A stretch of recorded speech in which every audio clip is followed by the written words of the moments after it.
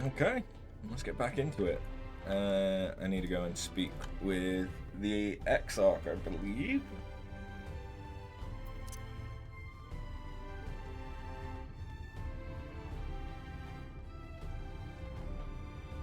I've not really been doing much in Final Fantasy other than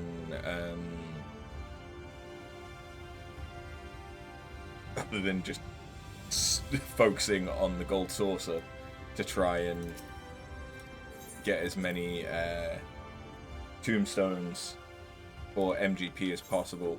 And yeah, we're like almost what 60% of the way? No.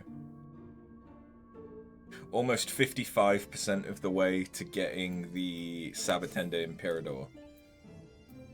So I'm looking forward to that. But I've been neglecting Eureka and stuff like that. So yeah, not much to show since last stream. But still keeping an eye out for stuff on the daily turn-ins. Like I should probably do that for the Weaver. What you got for me?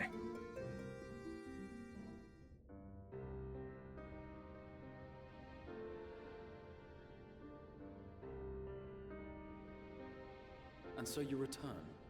Nice, voiced. Have you gained a better understanding of the crisis now faced by the First? Better is not the word I would use. Some lands may have been spared the flood, but the survivors live only to suffer. There seems no end to the horrors inflicted by the Sin Eaters. Indeed. Those abominations are a calamity in their own right. And I can well imagine how hopeless the task of eradicating them must seem to you. But after countless battles and untold sacrifice, we have identified a potential weakness. Sin Eaters are drawn to serve the strongest of their kind, a class of creature we call Light Wardens. And from what we have been able to ascertain, only a handful of these entities exist.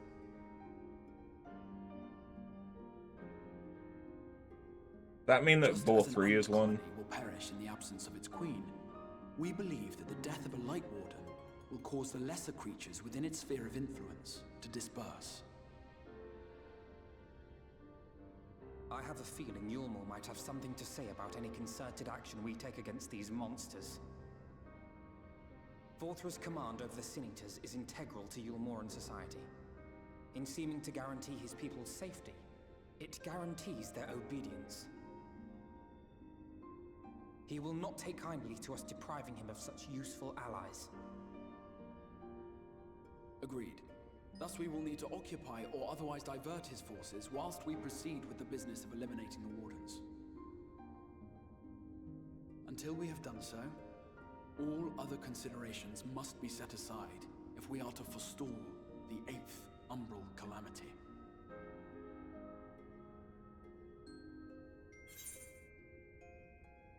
Are you sure eliminating the Wardens will be enough?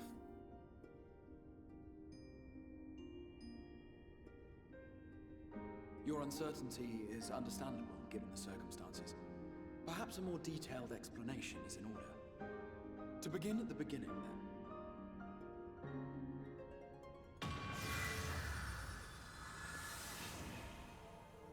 Oh! You're Bugenhagen. In the ancient past, a single star was divided into 14 worlds. This is the source, your home. These others are the 13 shards, in whose number we find the first. Though physically separate, they retain a connection to each other, and with the source especially. Now, let us assume that a given element in one of the shards attains abnormal ascendancy. Just as water will flow from the highest point to the lowest, the excess energy will begin trickling into the source.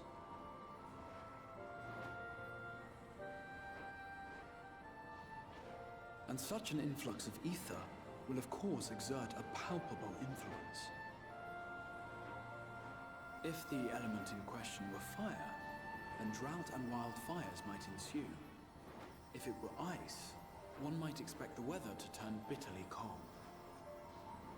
As ether continues to pour in, such phenomena will become more and more extreme, until eventually, a single, untimely event triggers a disaster which cracks the barrier dividing the two worlds.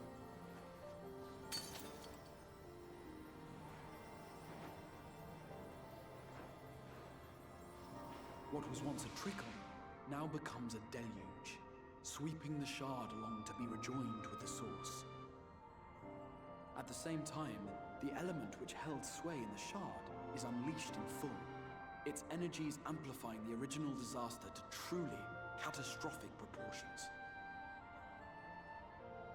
An earthquake thus magnified might strike with enough force to shatter continents. A tidal wave might swell to a size capable of drowning entire nations. These devastating events are what we refer to as umbral calamities. 7 times has a calamity befallen the source. 7 times has a shard been absorbed.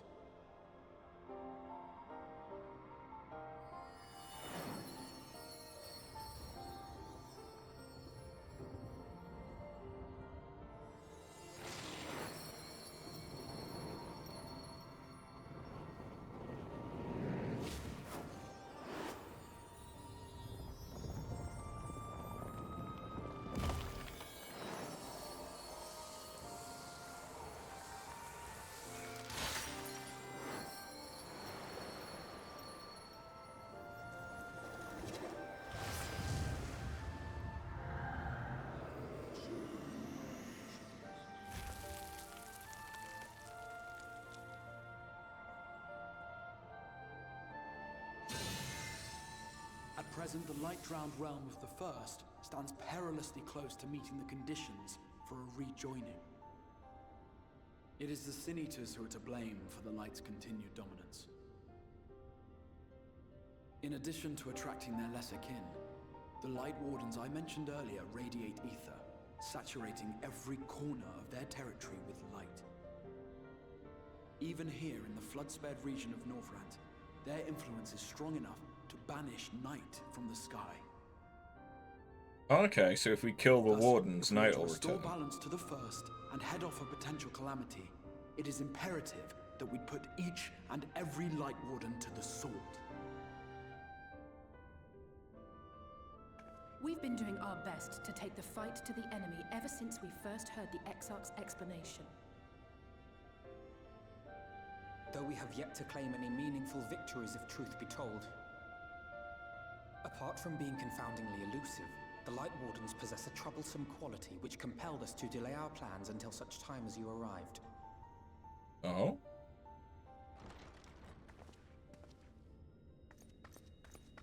Forgive the interruption, my lord, but Hallminster Switch is requesting reinforcements.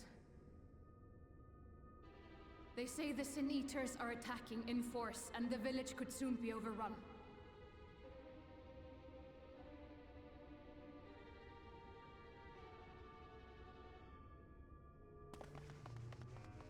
Alert the guard. We should be prepared in case the fighting reaches the Crystarium. You have command of our forces in the field, Captain, but hold off on entering the town until I arrive. That goes for Alphino and Alize as well. My lord.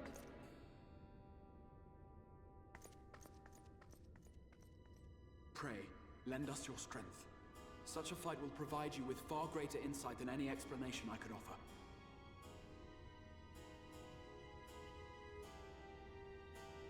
Well, it's not like I was just going to stand on the side and watch.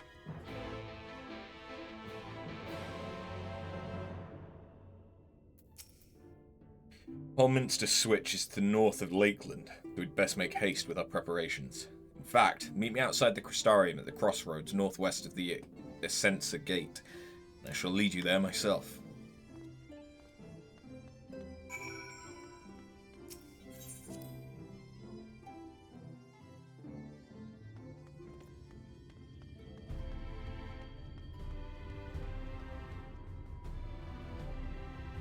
hold on, I just realized. It would probably be helpful if I put what expansion I am in the title again.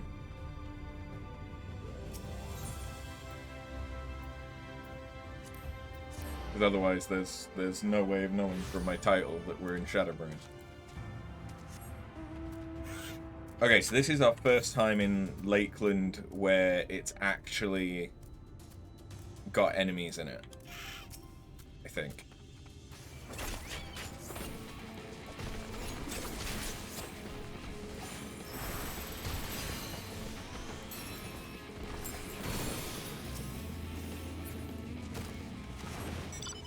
Alright, how many of those do I need to murder? 2. Alright, where's another one?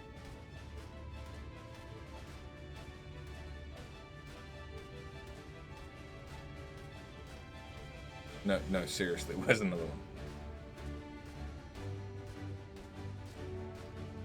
There's one.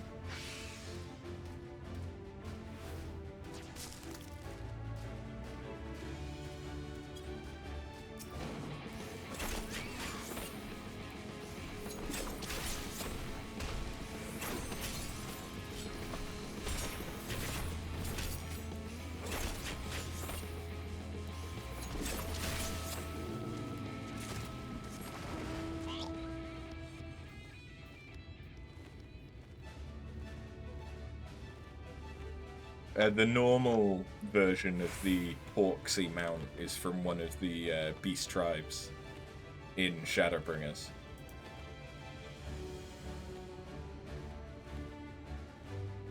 So it might be a little bit confusing that I have this before we've even met that beast tribe.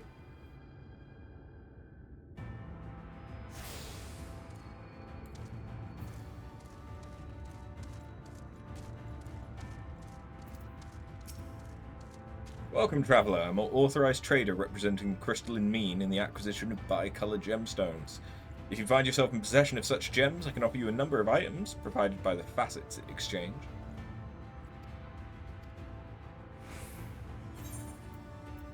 Yeah.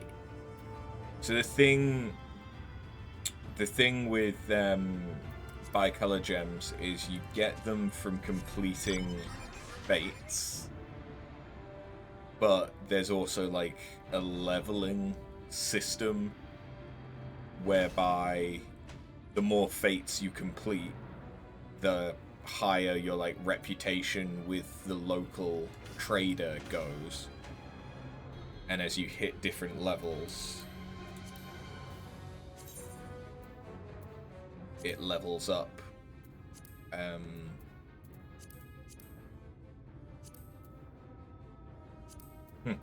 It levels up what they can have to offer.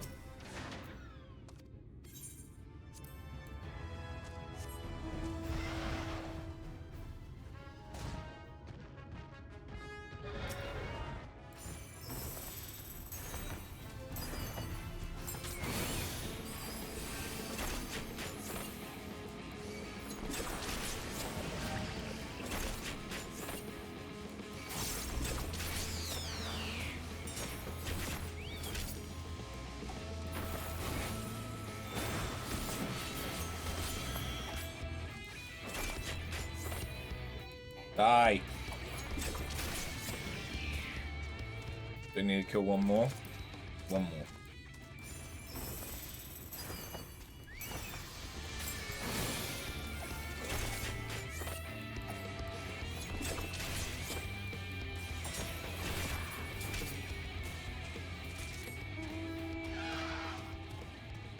Again, it's decent experience for killing like 3 things, getting almost 70,000. Not that that is very much when looking at my experience bar, though.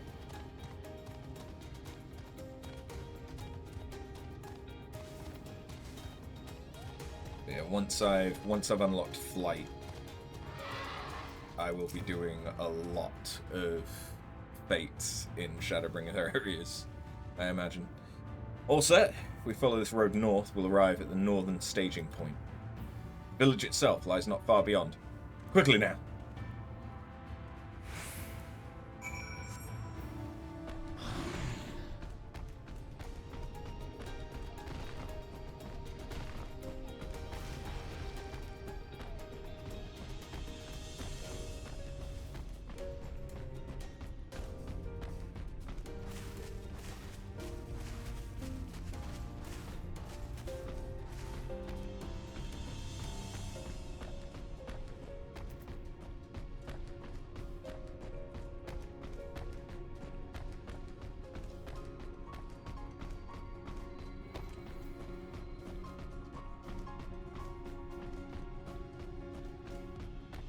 Yeah, man.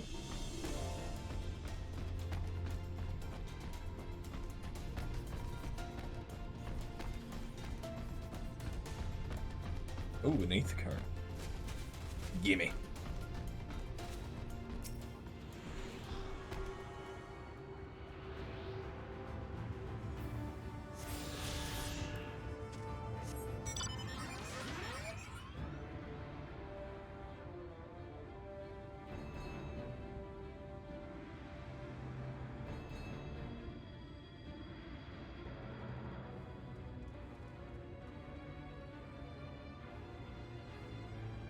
God, I can't wait for fucking mount speed ups and shit again.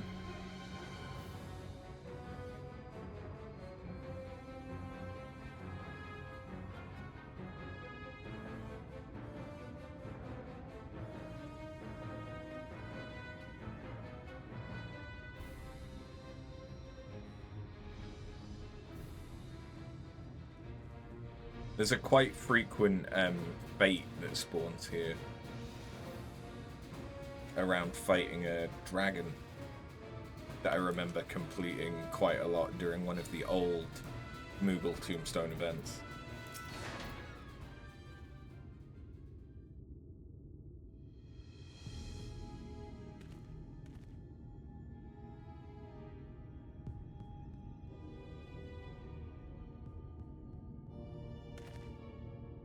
Holminster Switch is past these gates and through the woods. It's not exactly a near neighbour to Crystarium, but as we occupy the same region, we've built upon something of a cooperative relationship. What can we expect inside, Captain? The town is beset by a swarm unlike any we have seen in recent years. We did our best to evacuate the villagers, but as many as half remain. Judging by the number of eaters present, we have a good reason to believe a Light Warden leads the attack. How convenient. Seems we'll have our chance to slay a warden sooner than we expected.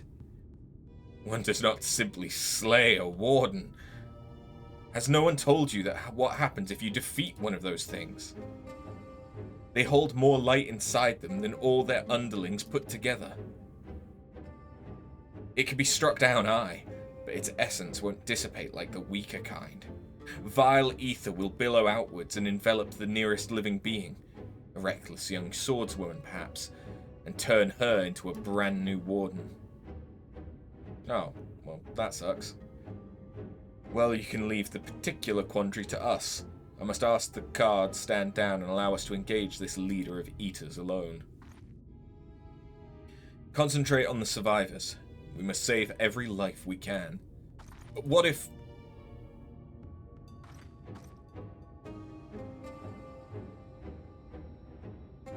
Understood, my lord.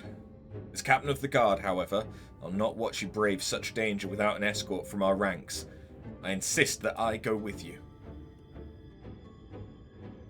Very well. Then our warden-slaying party shall include myself, the Levieleurs, Captain Lena, and last but not least...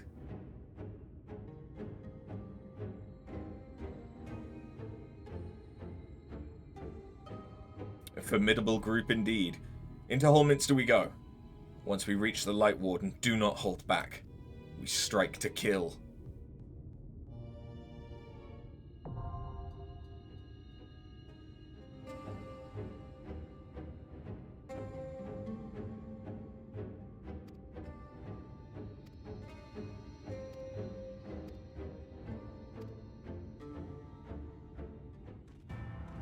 So do I have access to trusts yet?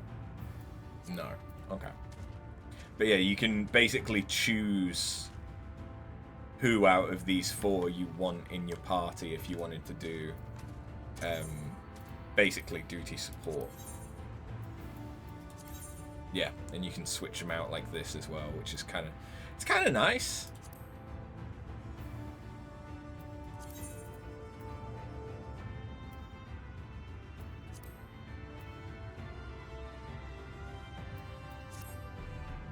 However,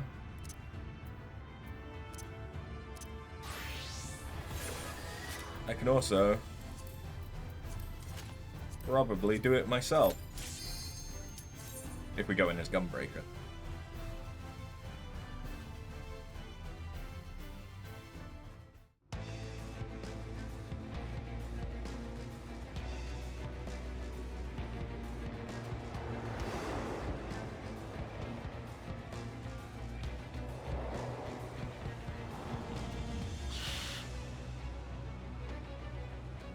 I probably could do it as Summoner. I'd have the DPS.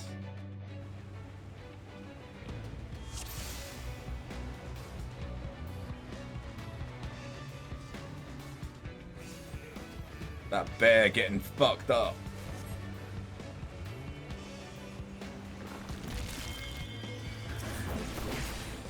Forgiven conceit.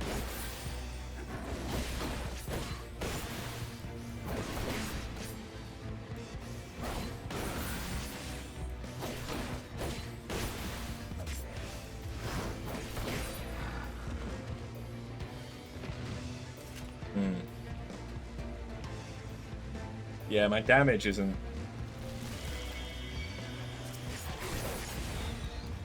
amazing, is it? Maybe I would have been better off as Summoner.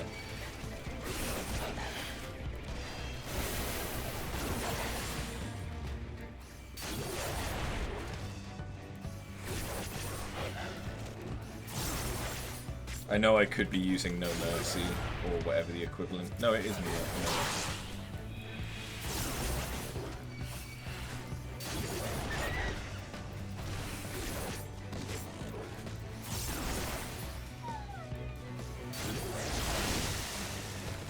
It is nice to have a 3-hit AoE combo again.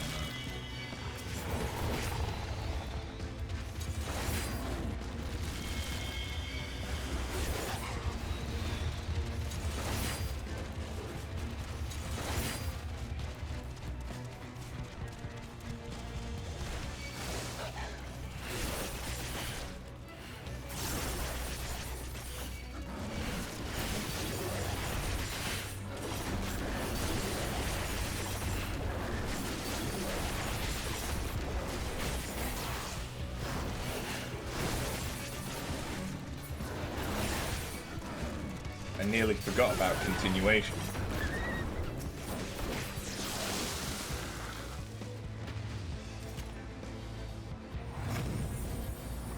Oh, hello.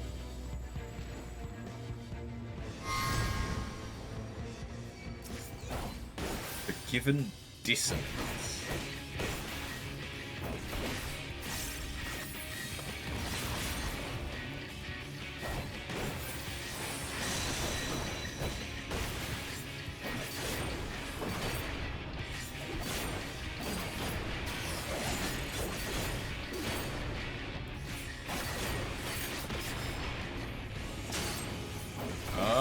Okay, that's what they're gonna do.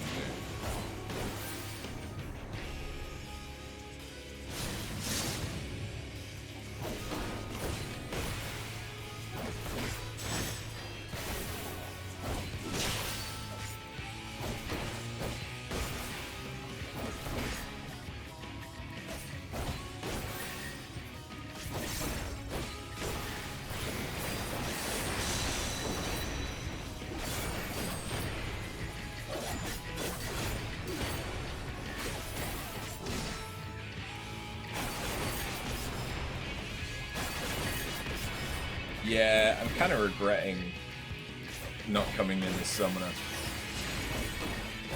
But thematically, it's It's nice to do this as a class that's from this expansion.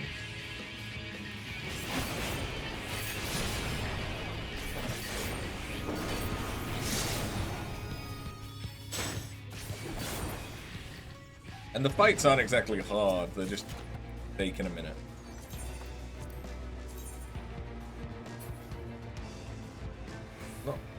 Not a massive fan of the shorts underneath, but... What set was that? That was maiming, yeah.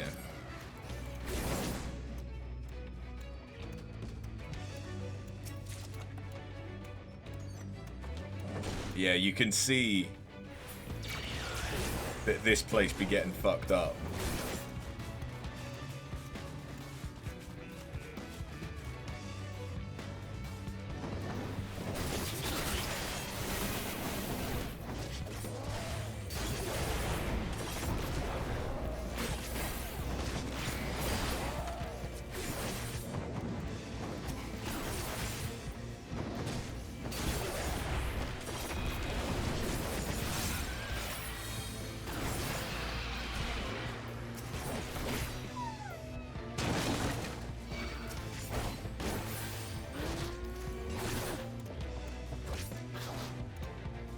Yeah, man.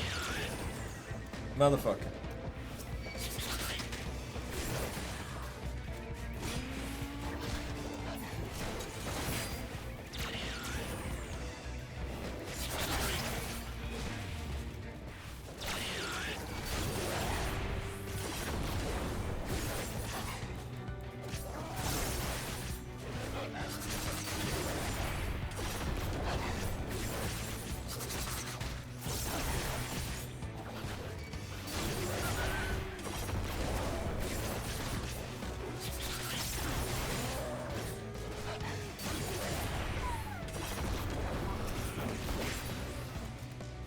Alright, what are you?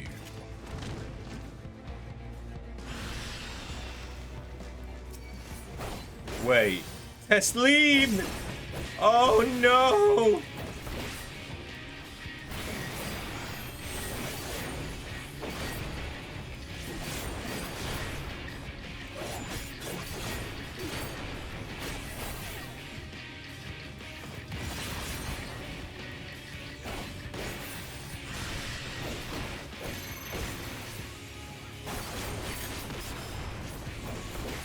Yeah, I don't remember this mechanic.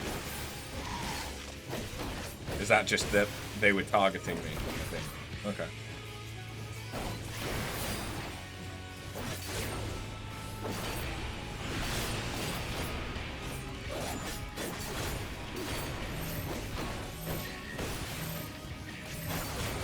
I know that I remember the last boss.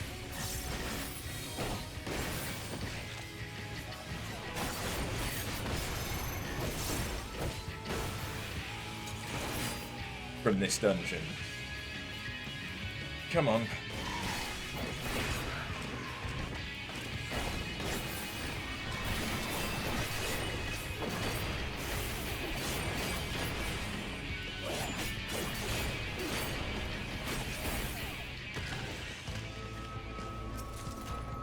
Bye, Tesleen.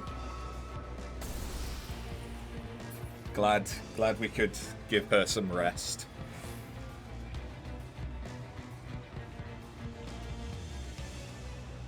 I feel like my contrast is turned way up or some shit. Stuff seems a lot darker than usual. But also I'm wearing white, which fucks up with...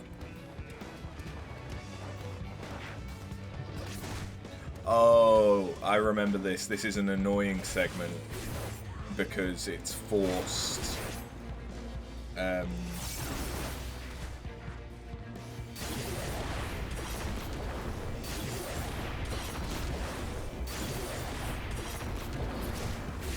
It's forced that you have to fight individual groups.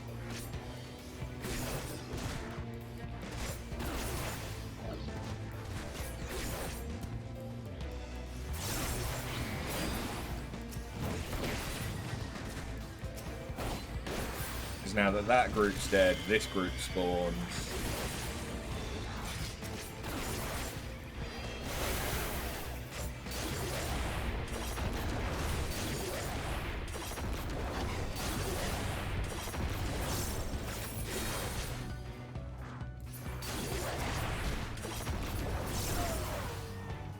Now this one.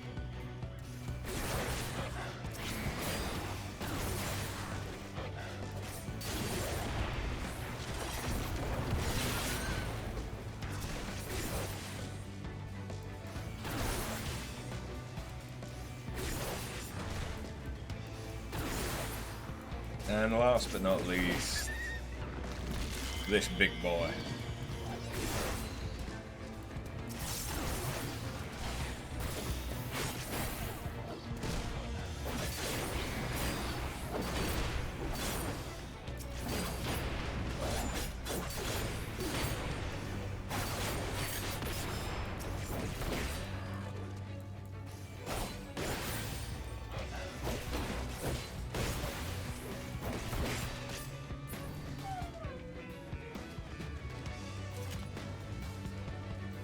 You know what? I just realized this kind of feels like a mission that we would have done in Crisis Core.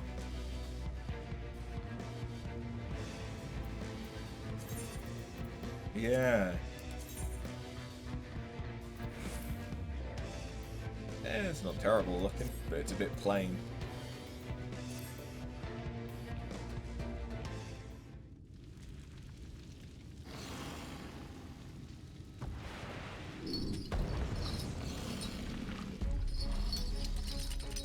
Although you look like something out of Code Vein or God Eater. Philia. If I remember rightly, though, this is one of the first bosses to have some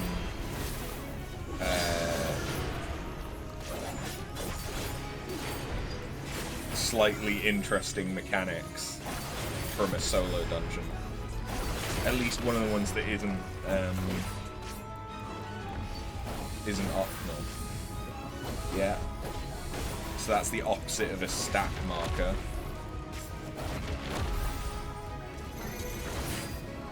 Ooh, forget what this one is. Is that just me being targeted? No. Bettered. Oh. Can I do this solo? Is this going to be an instant kill?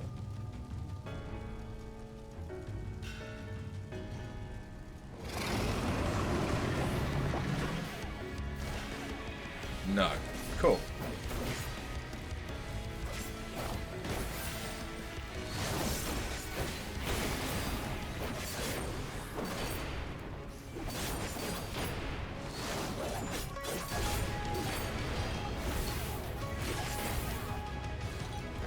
Yep, so he's got directionals.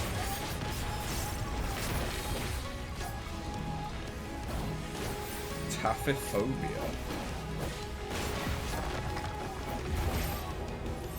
Don't go into the light.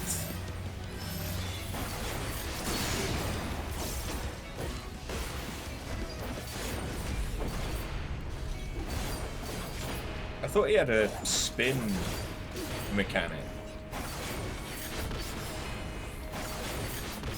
But I also might just be killing him too quickly for it.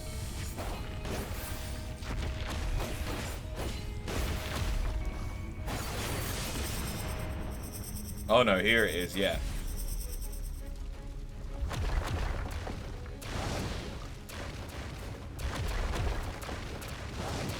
Legitimately, he just spins around. That's it. But I remember that being the first boss that I saw doing that on my old character, where I hadn't really done any of the optional stuff from Stormblood.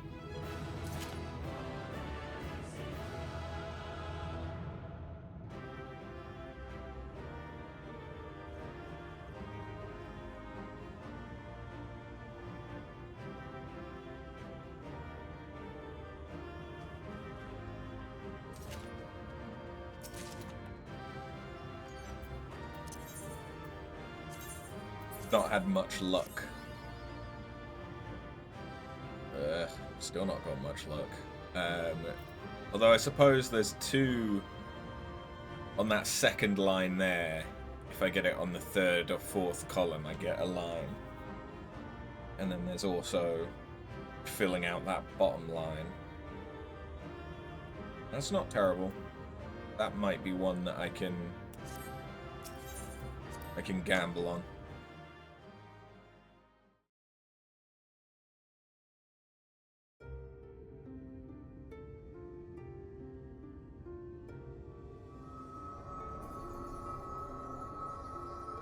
It's releasing its ether! Fall back! We cannot let it touch us! Quickly, my lord, we must withdraw! That will not be necessary, Captain. Though I appreciate your concern. The eternal light of these creatures has confounded us for nigh on 100 years. For each we have put down, another has risen up in its place, born of the self-same ether relinquished by its predecessor. So I'm guessing we have a way to contain that corruption. Me.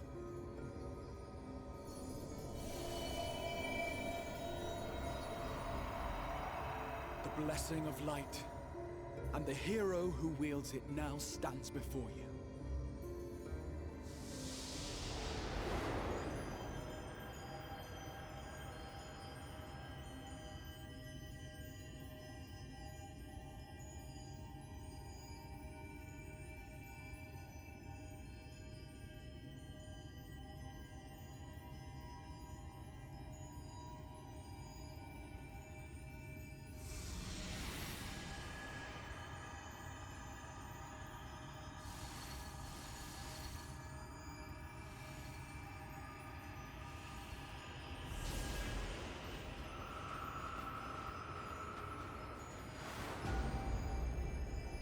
That looks like it feels like sparkling water tastes.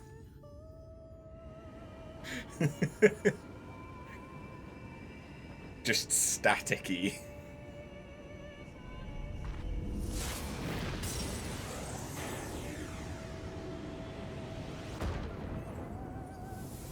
Nighttime! Behold, the monster's power is broken, and the world, twisted by its touch, returns to its rightful form. So is there now going to be a day-night cycle in Lakeland?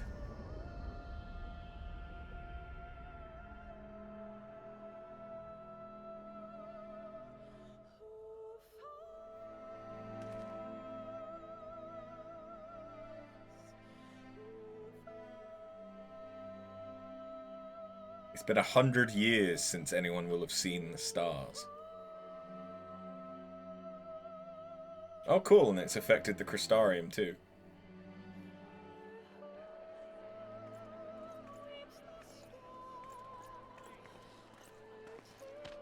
Interesting that they had the forethought to put in so many streetlights after 100 years without darkness.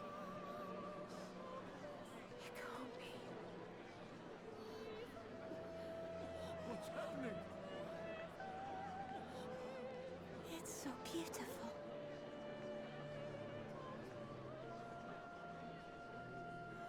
The sunless sea. The warrior of darkness has come. Sorry about that.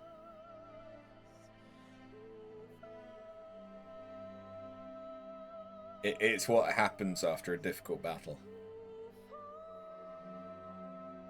Gotta release that tension somehow. Is that what I think it is? The night sky, as it should be. Who are you people? You killed a warden, then bathed in its ether as if it were a spring shower, and now the sky? The legends are true.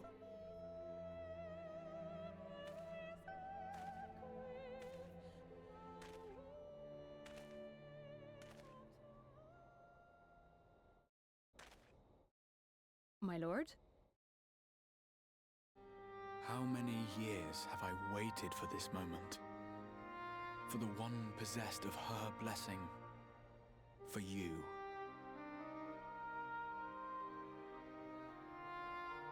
You have vanquished the Light Warden of Lakeland, and for the first time in a century, darkness has returned to the mantle of night.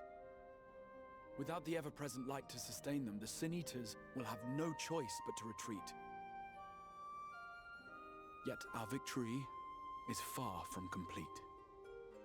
Though darkness has fallen here, the other wardens yet bask beneath burning skies, feasting upon what little life remains. Even should it cost me all I have, I would see each and every one of them slain, that this world might be spared from oblivion. Not only for the first, but for the source as well. Save one, and we save the other. But, be that as it may, I concede it was wrong of me to summon you to this fight against your will. I swear, on my life, I will one day atone for that deed, but for the present,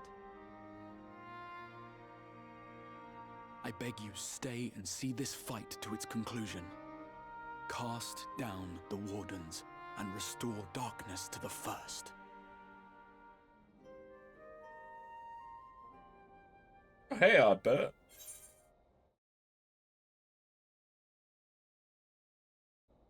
Sounds like a glorious adventure.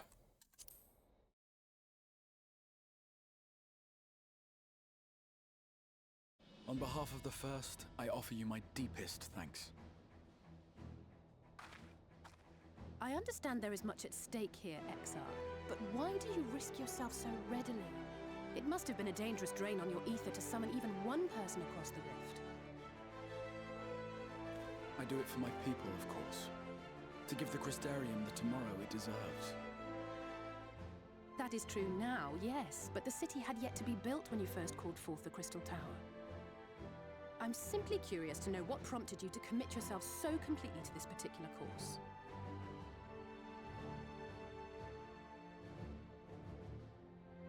There are things which we can ill afford to lose.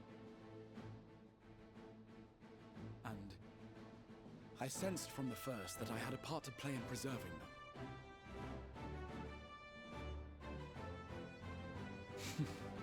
Forgive me. I fear the events of the day may have taken their toll. Despite appearances, I am an old man. One burdened with many difficult memories, some too painful to recall. Well then, I'm sorry for pressing you. It's a family failing, I'm afraid. One which has served us well more often than not. Needless to say, we will continue to fight at your side until the last Sin Eater is defeated. Come then, my warriors of darkness. Let us gather the surviving villagers and make our way back to the Crystarium.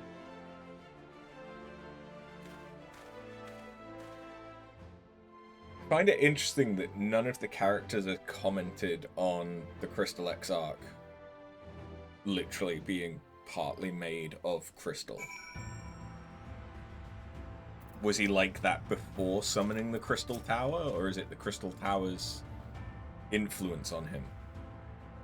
How quickly you've justified my faith in you.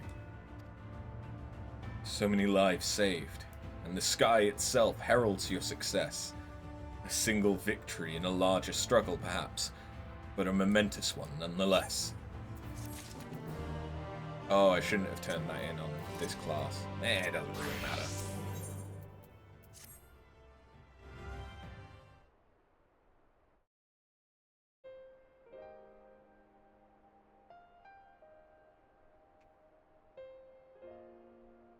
Now, as for how we proceed from here,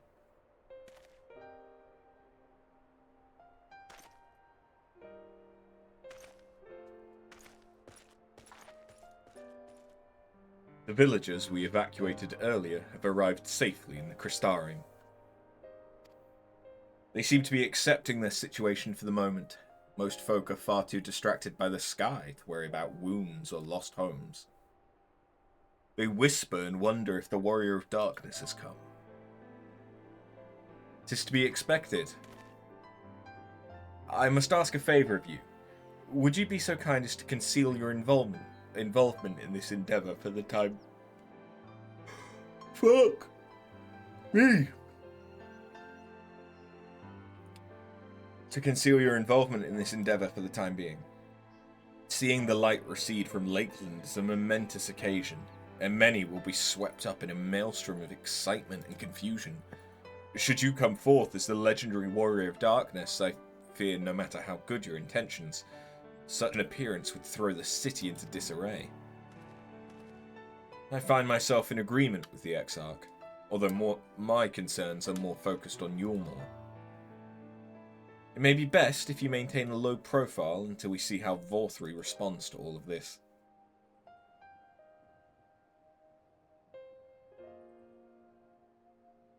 My thanks. Though we cannot freely celebrate your success, pray, allow your heart to be buoyed by the joy of our citizens, a joy you surely brought into being. And I must ask the same discretion of you, Captain. It is my intention to share with our people the tale of a great warrior who stood in defiance of the Sin Eaters. The unnamed champion defeated the Light Warden, and has since departed for parts unknown, yes? As you wish, my lord. Your penchant for mystery is nothing new, and I will encourage folk not to question this either. Although I expect to be told the whole truth of it one day, about all of you. With that settled, I shall return to the Crystarium and make an address to the people. These explanations and adjustments will consume much of my time, so pray, take the opportunity to rest and recover from your exploits. And to think, you'll not even need to shutter the windows to enjoy a dark and peaceful night's sleep.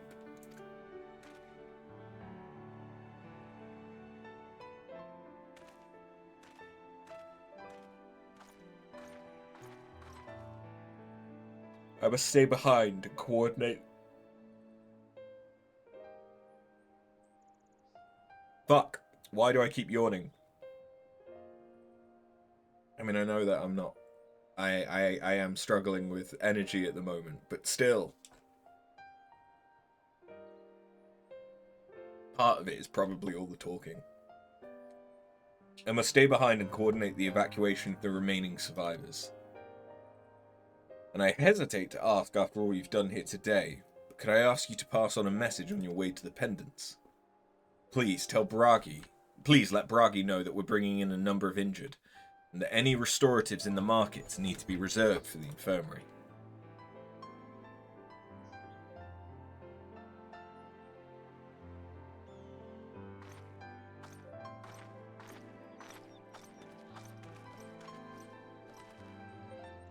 We should start making our own way back to the Crystarium. Slowly, mind you. Wouldn't do to arrive too soon after the Exarch. I'm staying behind as well. There's something I need to check on in Holminster. We already went through the village top to bottom, Alizé. We should all take the chance to rest, you included. Esleen, I knew one of the Eaters, and I can't rest. Not now. Hey, Patinka, how you doing? So please, I wish to be left alone for a while. And that means you as well.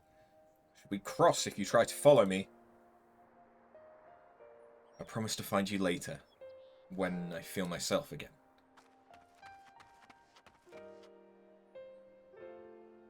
Just you and me then, shall we?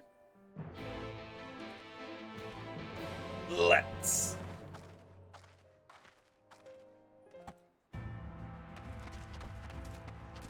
Oh, the double knee click. I may as well just fucking teleport. Hold on. I did.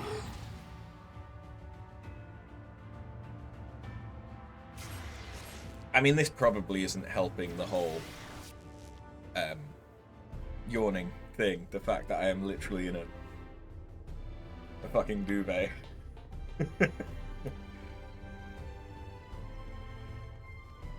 But it's important to get comfortable.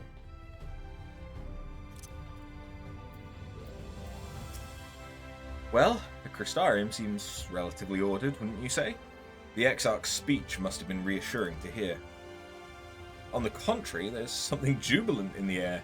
I have a feeling this night won't be quite as peaceful as our hooded friend predicted. I think I'll take a brief stroll around town before retiring to my chambers. Once you've discharged your duty to Bragi, I suggest you do the same. Sleep well after. I hope untroubled dreams find you and Alize both.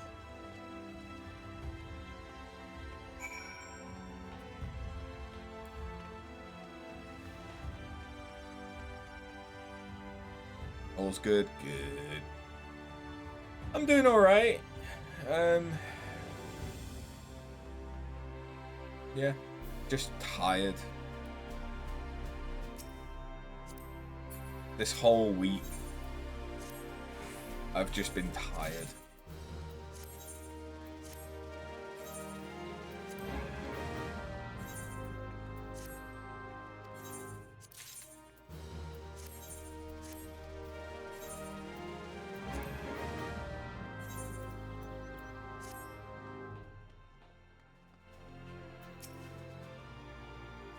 What can I do for you? Looking to buy a lantern like every other stumbling soul in the city?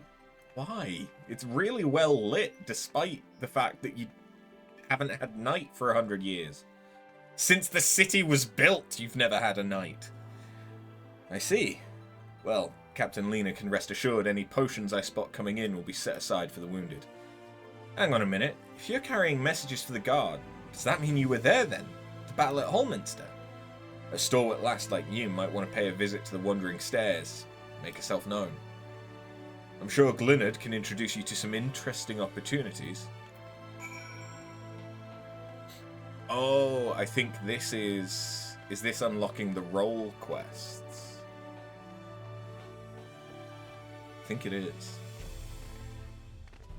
The role quests being what replaces job quests.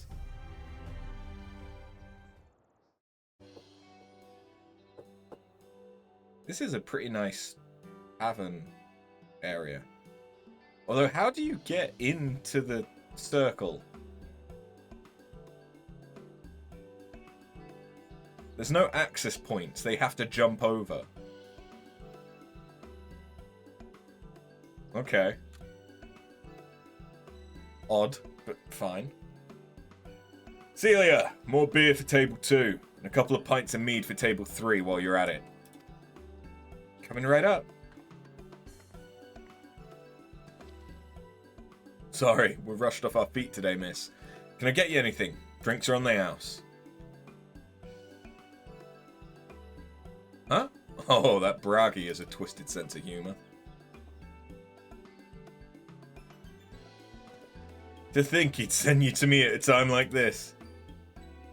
The first real night in near 100 years, this folk all riled up and then some.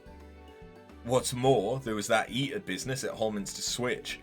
They say a light warden was destroyed without a damn trace, and it was the warrior of darkness who did the deed.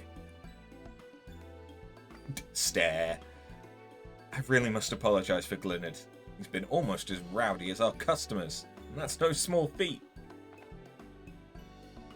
A lot of our regulars are bounty hunters, you see.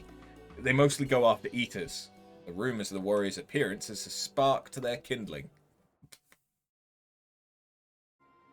You know how the weak eaters are drawn to the strong ones, right? Aye, they swarm like angry bees around a queen. You need look no further than Holminster for proof of that. But attacks on that scale don't happen every day. Praise the blessed shadow. No, more common threats are the strays. No one knows why, but every now and again an eater will leave the pack to prowl alone. Those are the ones you run into on the road if your luck's foul. They're a danger to everyone, so the settlement council puts bounties on their heads, and our bar is the convenient place for hunters to gather and share information. Seems a few of them were inspired by the warden's slaying even more than most. Those are the type who have their sights set on the absolute worst of the strays, a class of eaters that's been dubbed the Cardinal Virtues. The Virtues showed up out of nowhere about 3 summons ago, and when historians heard the descriptions given by survivors, well, apparently they share an appearance with the villains who caused the flood. If that doesn't send a chill down your spine, they're also reported to be as tough as Light Wardens. Not the kind of prey you can take down single-handed. Our Virtue Hunters had all but given up, but knowing the Warrior of Darkness is out there and it's lit a fire in their bellies. Just look at them. That over there with the oversized sword is Granson. He's in it for revenge. Wants to recruit a comrade in arms as tenacious as he is. The Mistal lad is Lurik. Don't be fooled by those dewy cheeks. He's Zardan Hunter as they come. Just lost a partner. He seems to be on the lookout for a new one. That's Serig. Word is he seeks an expert in magecraft to help fight the virtue he's after. Last we have Giot. Dwarf and a drunkard both. Wanted to join forces with a healer, and only an healer. Something about needing a mender's wisdom. I've seen my share of competent veterans, and you've the look about you. Maybe you should introduce yourself to one of our hunters. Who knows? Together you might even collect a bounty on a cardinal virtue. There's a grand idea. Imagine the prestige my bar would earn if we boast the patronage of a successful virtue hunter. You've gained access to role quests. A separate questline and stories now available for tank, physical DPS, magical DPS, and healer roles. In order to reach the final stage of the Shadowbringer main scenario, you must complete at least one role questline. Speak with a Virtue Hunter at the Wandering Stair to accept a quest offer. The thing with that is, I think I need to have unlocked more of the areas in order to actually do it.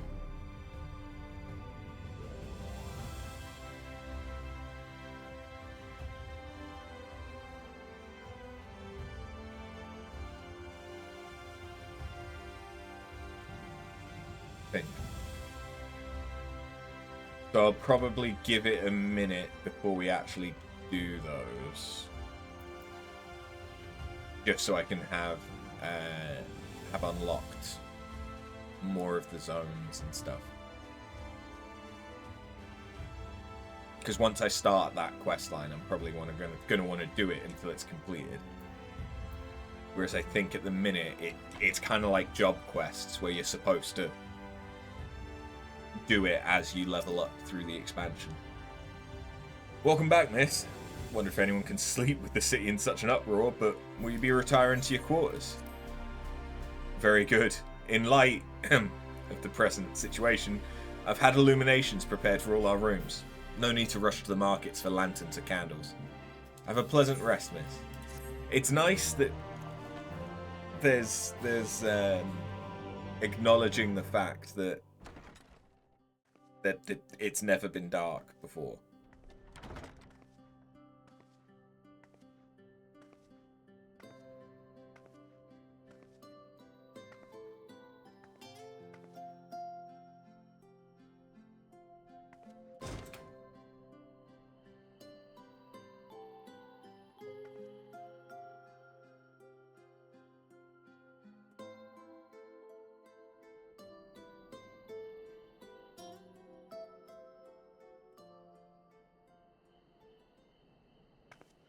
So it's your lot's turn to be the Warriors of Darkness, is it? It's funny how things work out.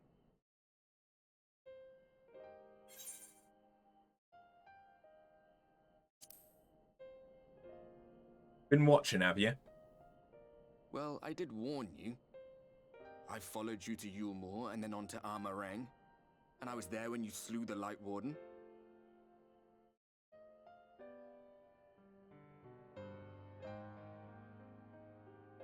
Those white-haired twins who were with you. I remember them from our battle in Source. Are they your friends then? Through thick and thin?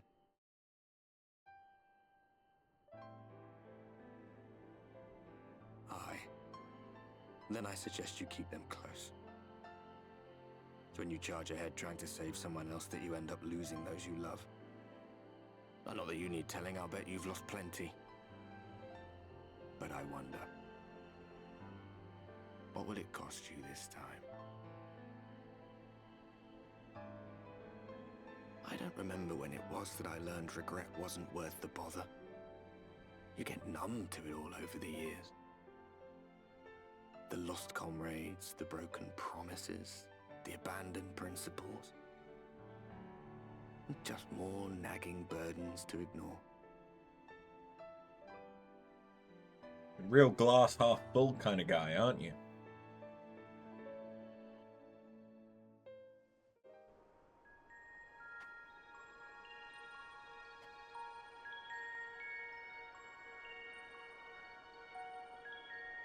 So this is what the light was hiding.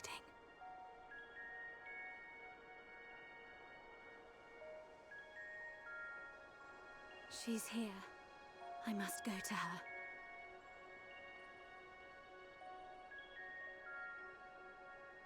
Such a cute outfit.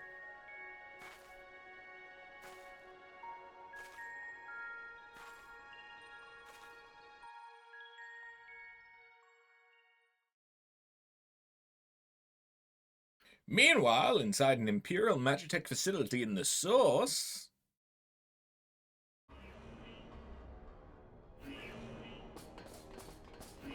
Intruders!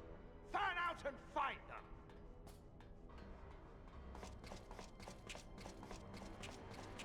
Hey, Estinian.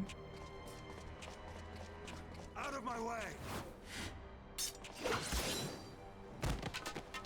What was the point of yelling? Stay your weapon. We are not your enemy.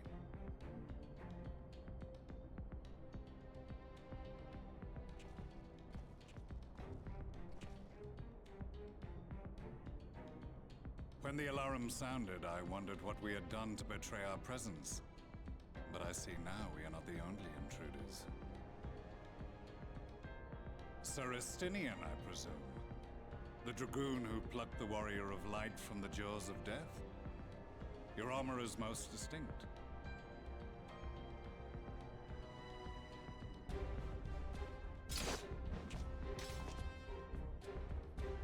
Much as yours once was. But even without it, I see a former legator still has eyes and ears in unexpected places. Van Baelsar, in the flesh. Though I understand you prefer Shadowhunter.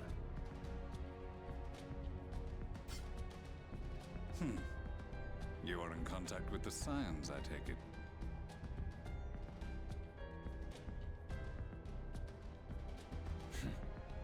Through no choice of my own, they tracked me down and conscripted me to their cause. I swear the receptionist was trained as a spy. Not that anyone can escape that Baldessian woman once she has caught the scent of your ether. No, it's Tataru you need to worry about. Freelancers, I must assume their attempts to wake the afflicted have failed. And what of their champion? Away on other business. Thus, it has fallen to me to root out any trace of the Empire's new weapon.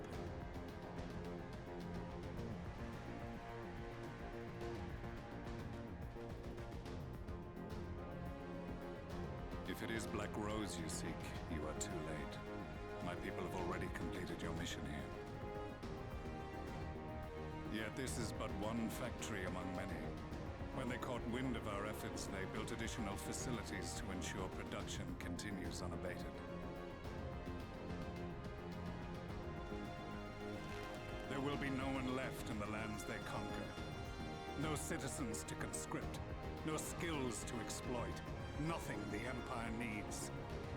And they will call it victory.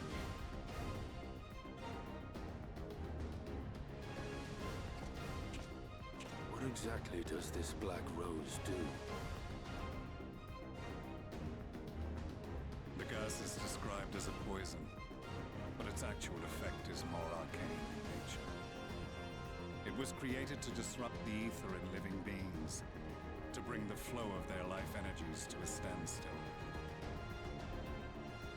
Inhaling even the tiniest amount will cause all bodily functions to cease, much as a potent venom will stop a man's heart. Released over a city, Black Rose could conceivably kill every inhabitant, and all without damaging a single structure. Search every corner! Rouse the barracks if you have to! I want this facility secured! I have more questions, but now is not the time. Sir Estinian, I have an offer for you, but I will make it only once. Since it would seem we seek the same answers, you are welcome to join us. Ha! From what I hear, you need all the help you can get. In case you don't know, Varys himself confessed that your empire was a creation of the Ascians. I am aware of what his Radiance said at the parley. Thus I would return to the capital, that I might behold the truth of this corruption with my own eyes. My path leads to Garlemald.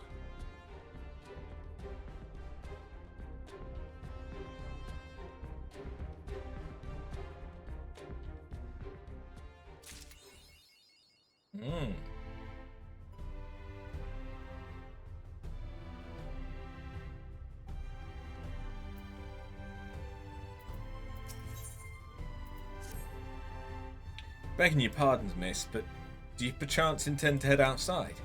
If so, I'd strongly advise you not stray too far from the Crystarium. Word has it Ulmor has dispatched its military to Lakeland. Given the timing, one can only assume they do not welcome the return of night. Even now, the Exarch's in the Ocular, deliberating a response. Wait, hold. What?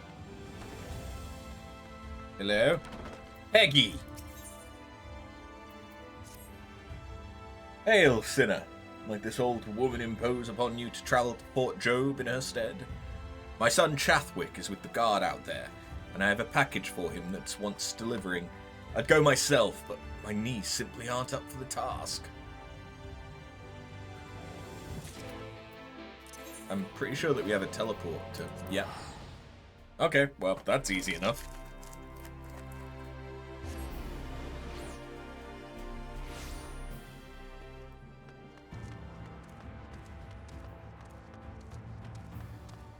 Hey, Chathwick. A package? It's your lunch, isn't it? Ah, food from Mother.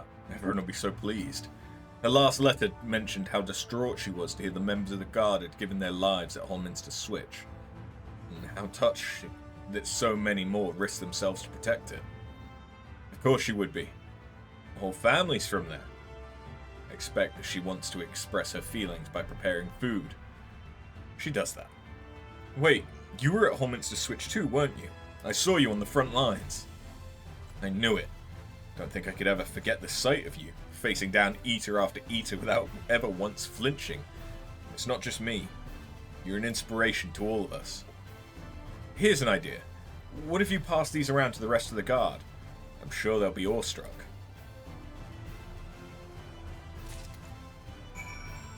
Okay.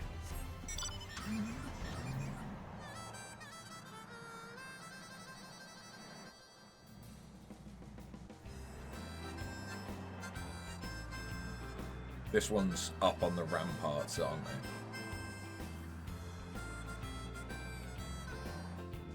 they? Yeah. Okay.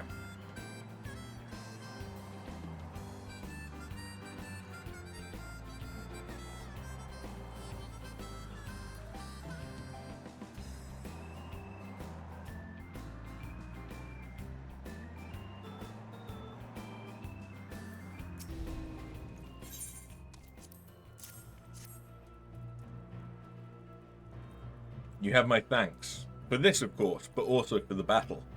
I remember you well. Though we lost many, there would have been many more without your aid.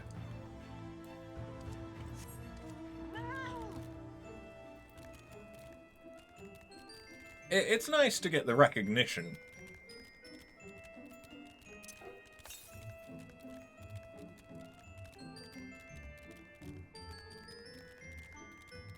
I keep going to the wrong, like, elevation.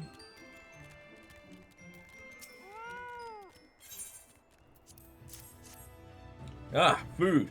Thank you. And may I just say, it's a true honor to have you here.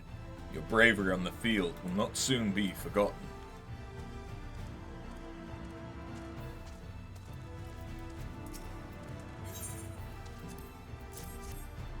Wicked White, you're her. You were there in the middle of it all, strong as 100 men, a bulwark against the tide of eaters that threatened to overwhelm us. And now you've brought me a sandwich? A sandwich?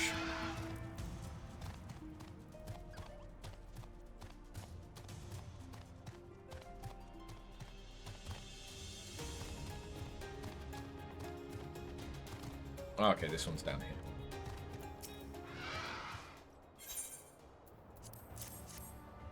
Trathwick's mother made this. It's the best news I've had in days. The cooking's excellent. I was sorry that we couldn't save their home, but at least the whole family made it out alive.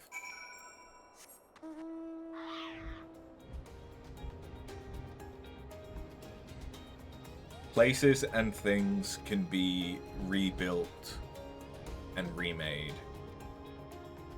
Can't say the same for people. Pleased, were they? I expected as much. Apologise for asking such a trifling task of you, but we lost a lot of people on that battlefield. Anything that might raise morale is well worth trying. And I thought that if they admire you even as half as much as I do, well... In any case, you have my sincerest gratitude.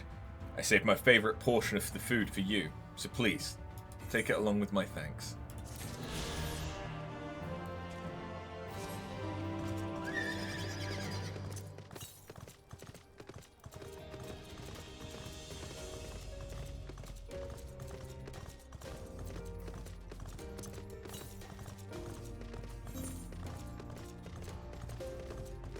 So with them saying southwest, it's probably actually closer to that fate, isn't it?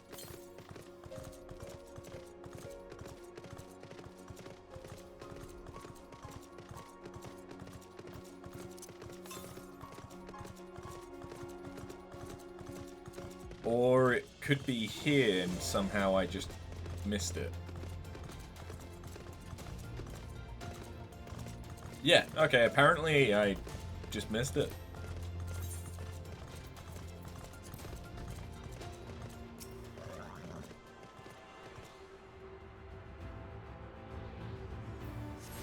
So that's half of all the ones to discover.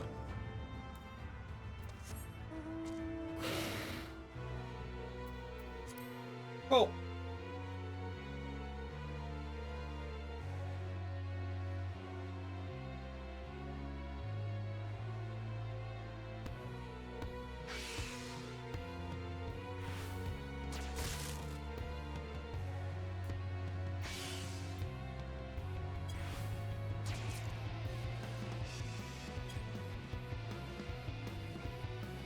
It didn't seem worth it to teleport for that distance.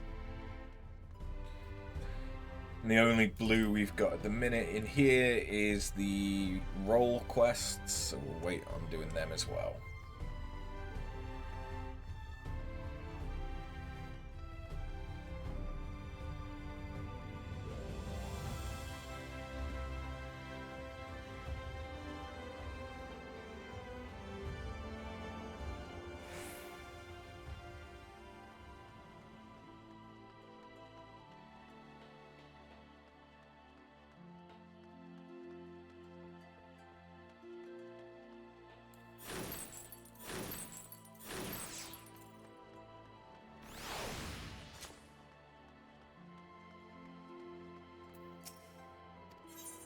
In we go. So, what's our response to Vorthri being a little cunt?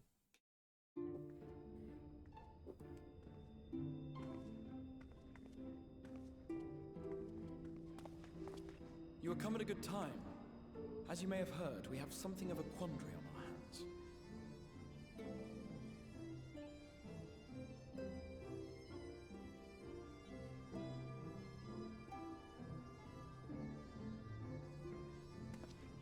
Flaxen Loft here in Lakeland. Yulmore has sent one of its airships. They have questions for us concerning the death of the Light Warden. Their emissary makes his way here even as we speak. I suppose the sky does rather give the game away. Yeah, we'd struggle to hide it. It was inevitable they would come knocking. The only question was how soon.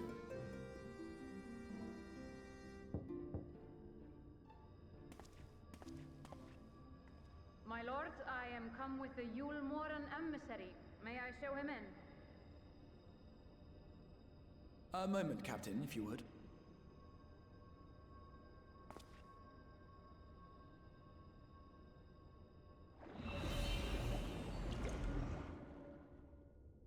Everyone, gather round.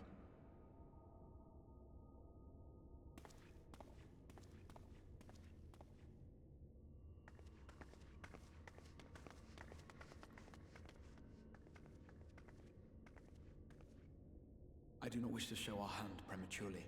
Forgive me this liberty. Vanish. Oh.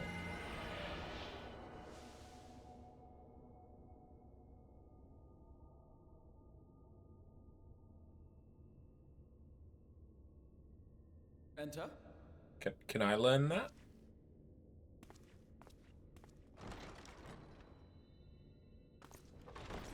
I suppose I have sneak.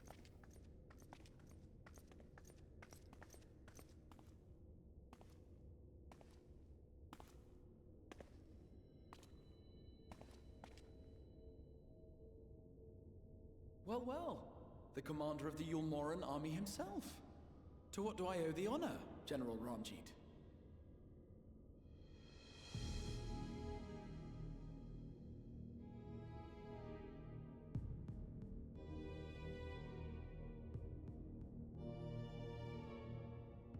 The Light Warden is dead, Exarch. Were your people responsible? You are clearly in some haste, my lord. But before I address your question, you must allow me one of my own. What is Yulmore's interest in this? His benevolence, Lord Vorthry, is gravely concerned that the actions of an ignorant few may jeopardize relations between man and Sin-Eater. Should it transpire that the Crystarium is guilty of abetting the villains responsible for this outrage, my lord has decreed that it suffer the same retribution.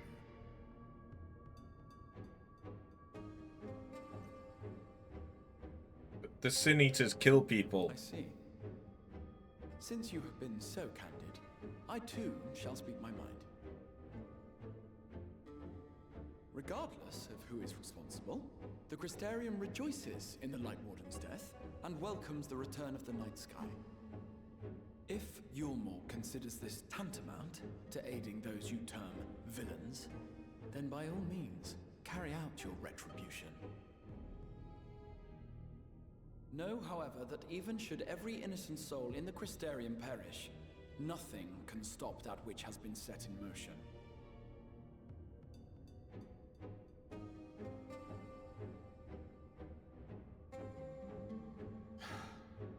Folly.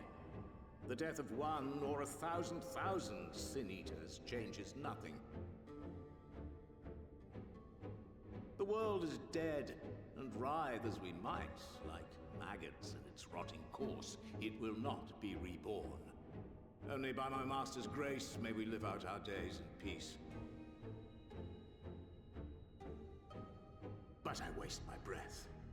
You have made your stance clear. I shall relay your words to Lord Vorthry. In the meantime, you would do well to counsel any here who have done more than merely rejoice in recent events, to throw themselves upon Yulmore's mercy. Promptly. Fuck you.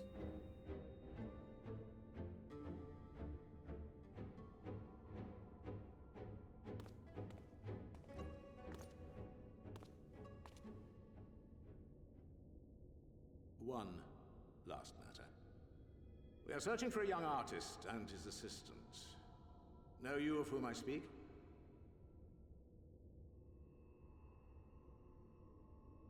An artist and his assistant, no. I cannot say I do. What a pity. Should they reveal themselves to you, I bid you hand them over at once. My master is most eager to see them again.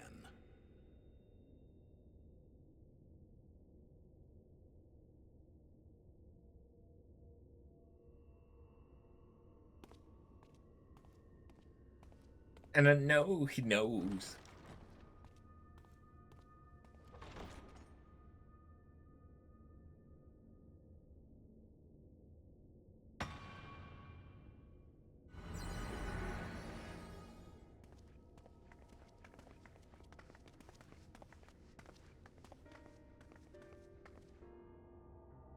Am I imagining things, or did he just stare straight at us? I fear he did. The General is not a man to be trifled with. He is a warrior of fearsome repute who has led Yulmor's army since before Vorthri's time, when the nation still spearheaded the fight against the Sin Eaters. One does not command the world's mightiest army, and for so long, without possessing exceptional instincts. If Yulmor chose to send such an individual, we must assume this talk of retribution is more than an idle threat. While we are grateful for your support, my lord, we cannot in good conscience put your people in harm's way. 'Tis noble of you to say, Master Alphino, but my people have been in harm's way since long before you arrived. You brought us here. Yulmor has ever yearned to rule over what remains of the world. Even should we surrender the Warrior of Darkness to them, they would find some other pretext upon which to invade. The people of the Crystarium know this only too well, which is why, when the time comes, I am certain they will fight to the last man. If truth be told, I would not have been surprised had Ranjit declared war here and now.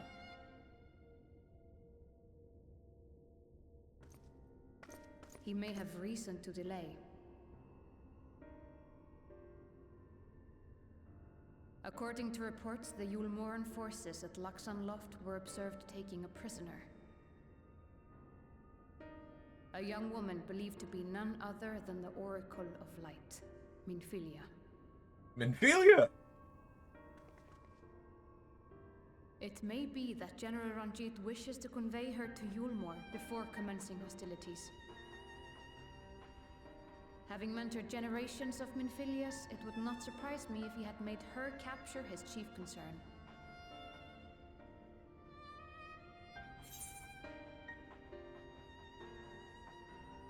Generations?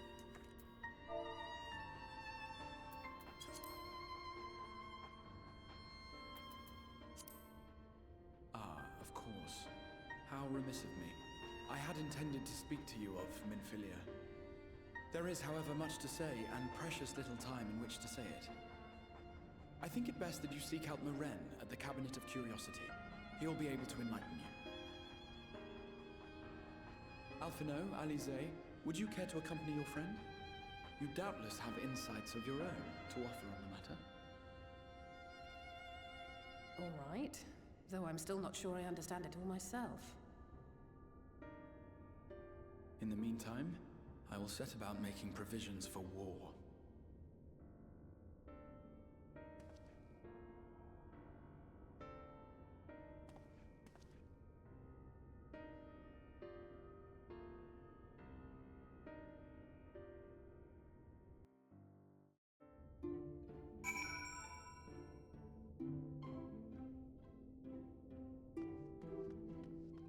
All right. Let's go do us some learning.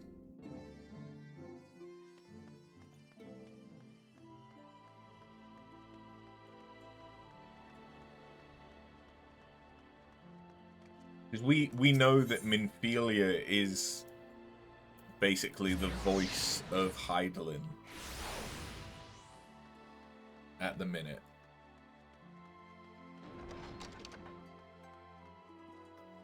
So has Minfilia just become the term for prophets of Hydaelyn or something like that in this world? Yes? If you're after books pertaining to the Warrior of Darkness, I'm afraid most are out on loan at present. They are experiencing quite a surge in popularity. Oh, you wish to learn about the Oracle of Light? Then it would be my pleasure to assist.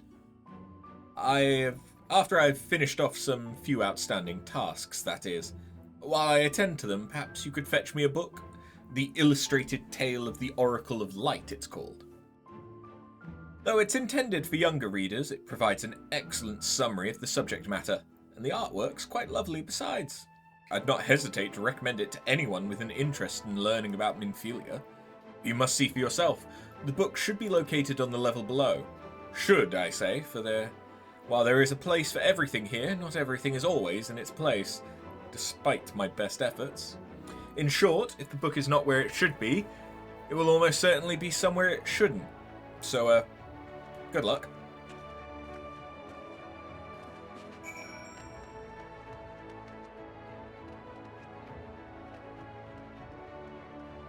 That was a very sort of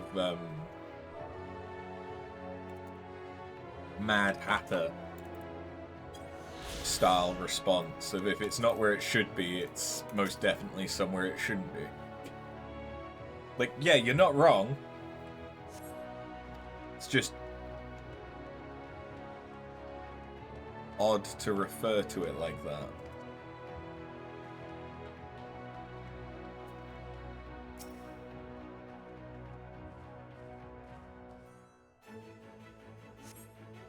Just as your eyes begin to blur, you finally come to rest on a copy of the Illustrated Tale of the Oracle of Light. I got it!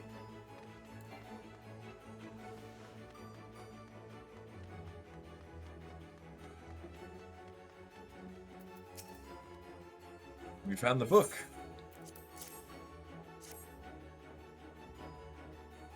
Yes, this is the one. Hope it wasn't too difficult to track down.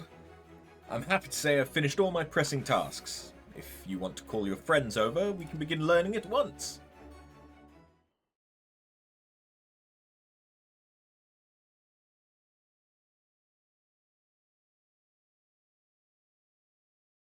Without further ado, then.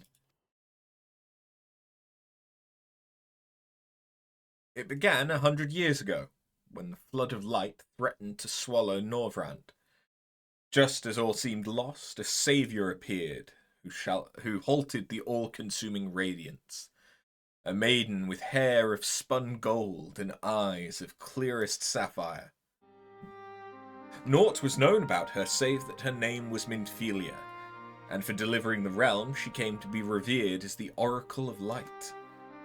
After stopping the flood, the mysterious maiden vanished without a trace.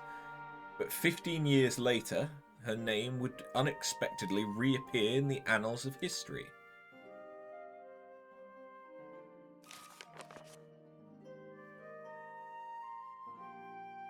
When sin-eaters laid ruin to the kingdom of Vobert, a young girl was discovered who was immune to the creature's blighted touch. One with hair of spun gold and eyes of clearest sapphire, she was hailed as the Oracle Reborn, and came to likewise be called Minfilia. Enlisting in the Ulmorian army, this Minfilia fought and vanquished countless sin-eaters.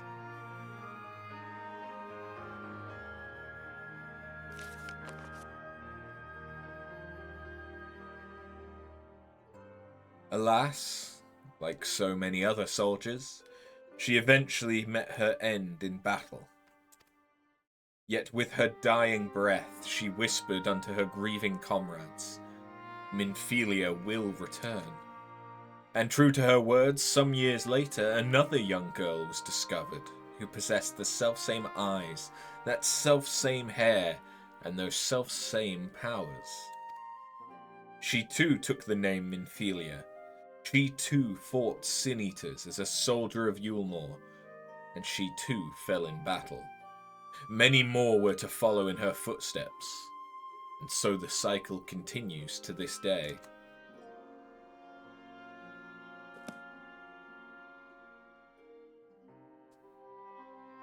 And that concludes the tale.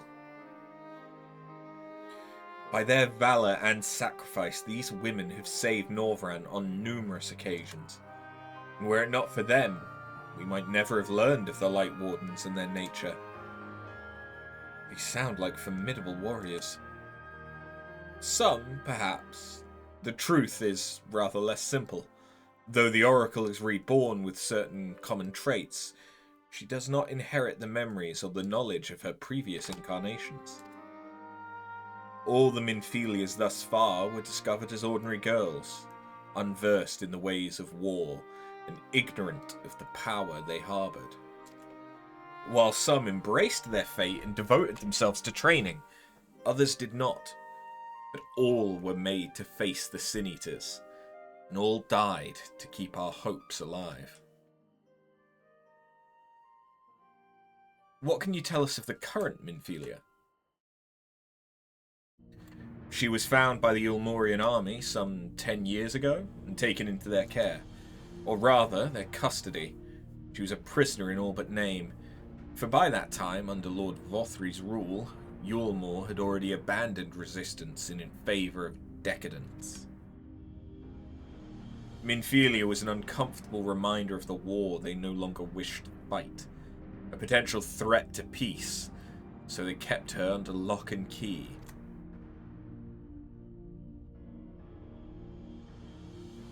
For a long while, we heard nothing more of her. We couldn't even be certain she was alive, save that it was in the Ulmorians' best interest for her to remain under their control. But then, 3 years ago, a gallant soul stole into the city and rescued her from their clutches, just like a hero from the tales. Indeed. Well, I believe we now have a good grasp of Minfilia's tale. Thank you, Morin. Might I trouble you for a word? Outside. If it was a gallant rogue, I think we know him. And we also know that he would do anything for Minfilia. Reincarnation or no.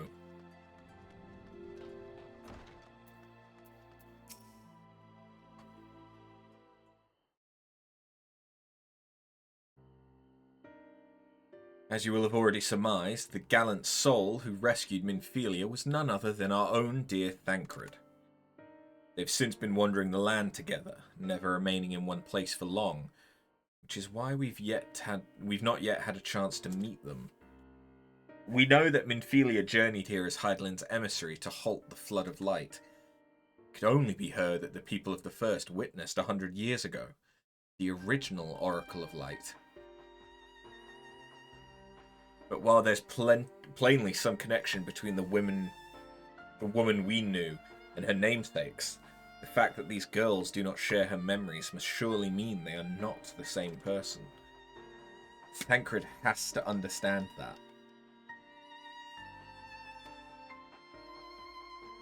I have no doubt that he understands.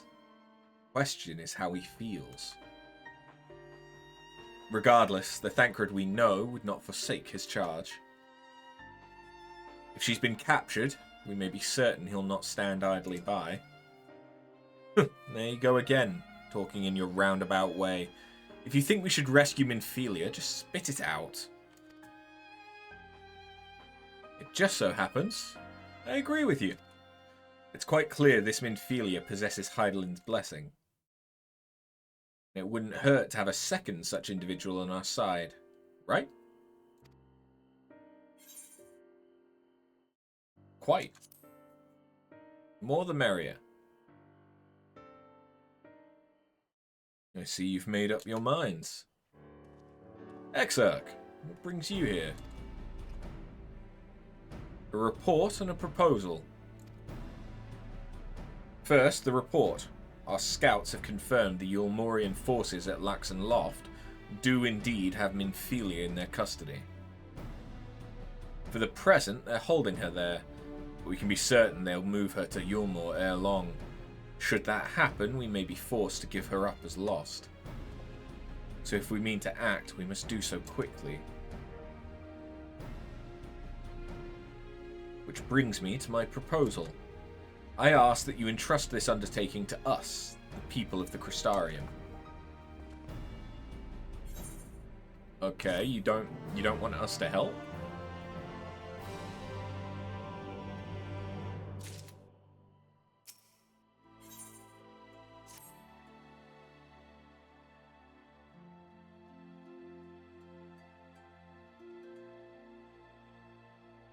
You are doubtless eager to attempt Minfilia's rescue, and with your combined strength, you may well succeed. But as I said earlier, I do not wish to show our hand unless absolutely necessary.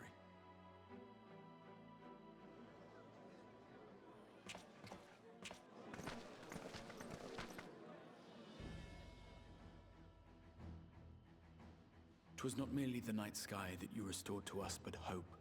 Hope for the future of Norvrand.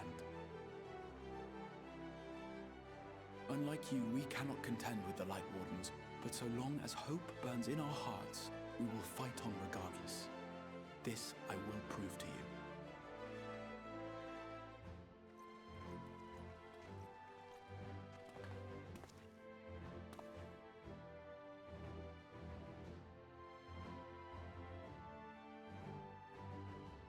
My friends, I thank you for gathering at such short notice.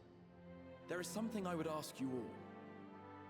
Let's go kick some Yulmorian ass! If you are aware, I received an emissary from Yulmor a short while ago in the form of General Ranjit.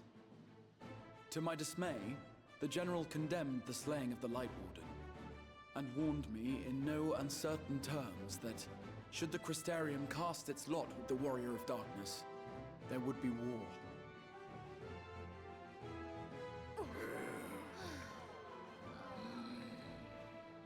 Let none be mistaken.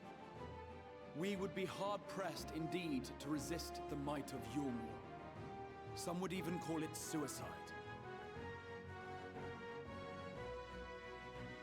And yet my heart cries out to fight. Better that than relinquish the hope that swelled in my breast when I beheld the night sky for the first time in 100 years.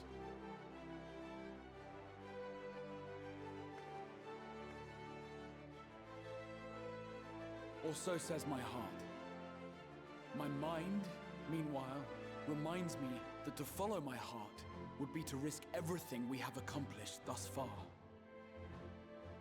Clearly, this is not a decision to be made lightly, nor less alone. And so I put the question to you all. What should we do?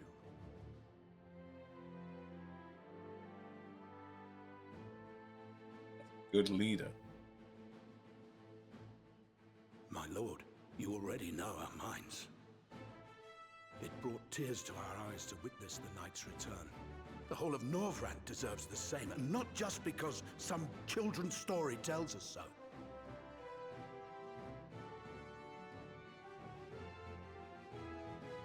Yulmor's influence is far-reaching. Should war break out, trade would be subject to restrictions. The flow of goods will dry up, and we will struggle to make do with what little trickles through.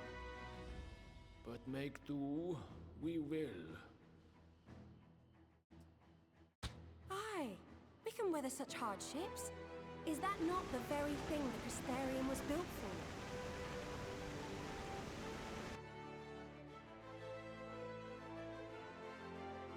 We have always taken pride in our ability to sustain ourselves. Not just to endure, but to thrive.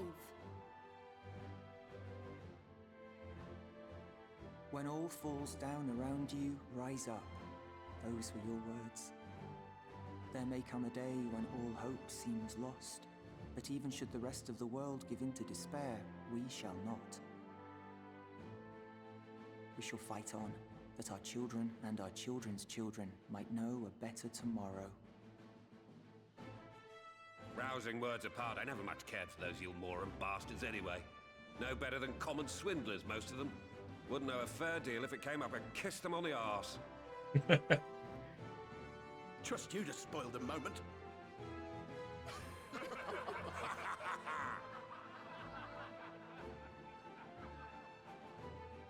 It appears we have a consensus. Let it be known that the Yulmoran host at Laxon Loft has taken the Oracle of Light captive. They fear the power she holds over the Sin Eaters, and doubtless intend to imprison her once more. So, I move that we rescue the Oracle, grant her a place among us, and let that be our answer to Yulmor's ultimatum. Hear, hear! Here, here! It's a good thing the people seem to back him up.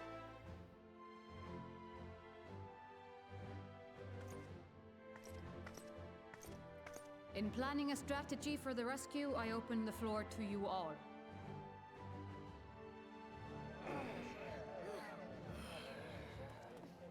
And there you have it. If Yulmor wishes to denounce us as villains, then we shall embrace our villainy. Will you do so as well?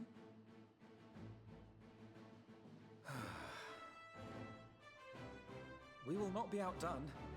Consider us your partners in crime.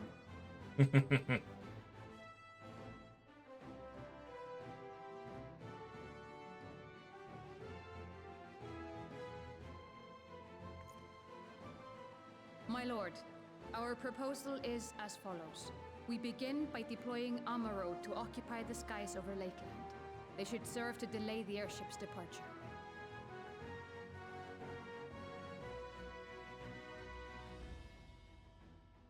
At the same time, we scatter dream powder from the air. Not all will succumb to its effects, but it should thin the enemy's numbers, affording us an opening to swoop in and liberate the Oracle. Chemical warfare. But non-lethal. Very good. See to your preparations.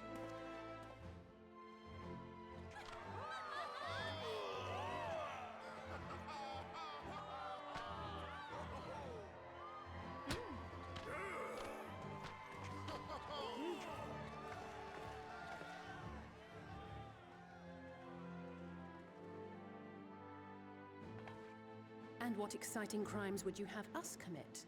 Speaking for my fellow villains, I'd say we're capable of most things, though we draw the line at indolence.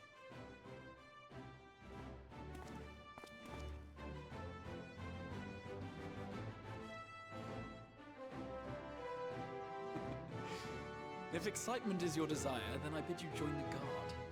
Captain Lena will give you your orders.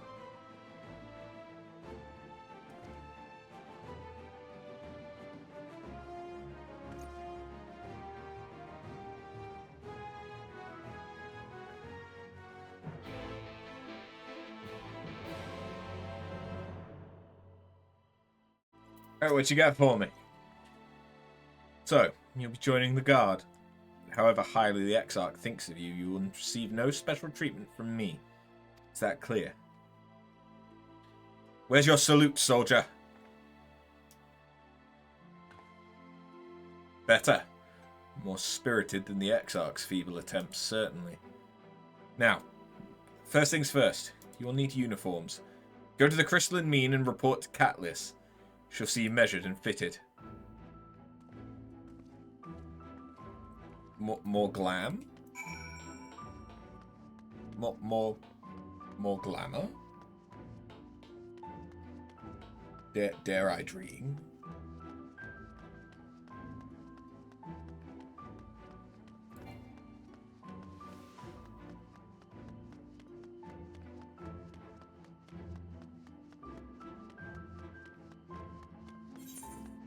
Is that the... Oh, that's the leaves, yeah. Would have been better if I had just used the Ethernet. Or Aethernet, or whatever the fuck.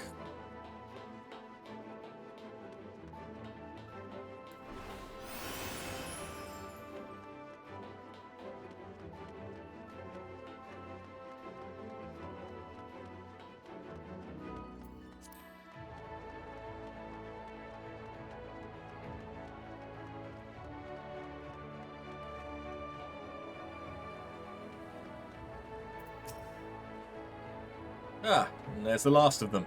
Your friends are being measured as we speak. Right this way. We'll see to it you look your dashing best for your first outing.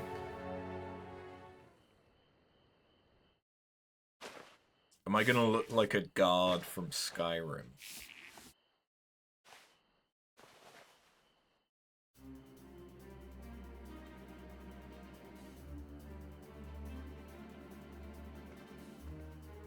Dude, do you like my outfit? Done, are you? Let's have a look at those numbers.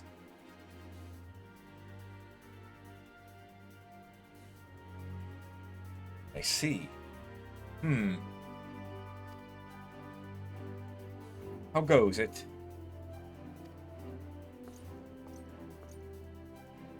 Sorry, Captain. I'm afraid we don't have anything on hand that's a ready fit. We do have a few that are fairly close. We should be able to make them work with some minor adjustments. Very well, then. See to it. Have the uniforms delivered directly to the field. I shall take this opportunity to brief you on the mission.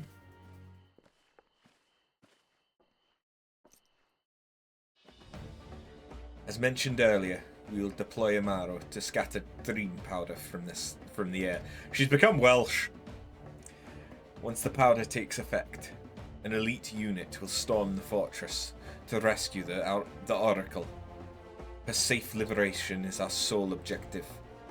Engagement is to be avoided wherever possible. I assume we're to be part of said unit? Correct. The unit will be divided into two contingents. One deployed from Fort Job, and the other from the Hostile Imperative. You and Alphino will join the former. After, meanwhile, will join me in the latter.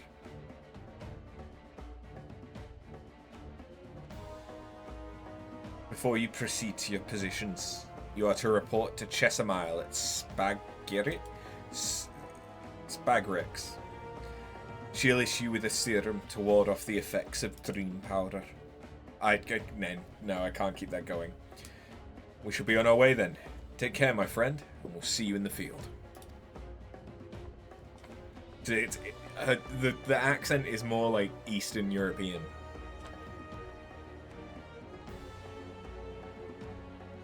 It's quite far to the Imperative, so you may make use of an Amaro from the Rookery, after you've collected the serum, of course.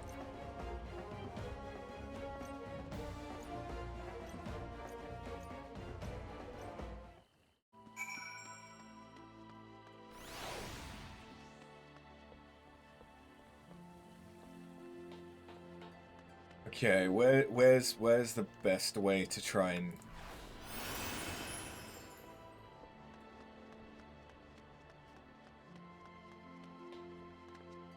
Damn it.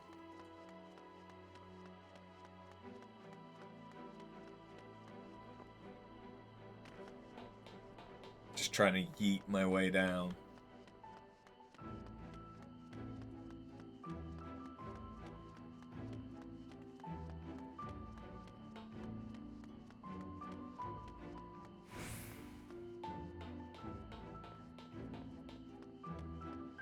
How about now? Yeet!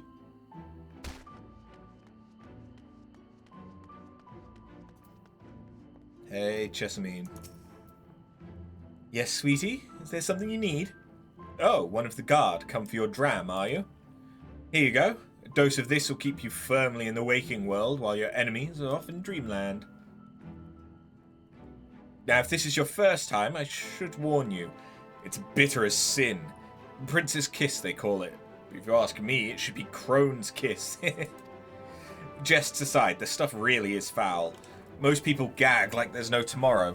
But if you don't drain every last drop, you're liable to end up taking a trip to Dreamland yourself. So I must ask you to drink it here, now, while I watch. Come on, give the old crone a kiss.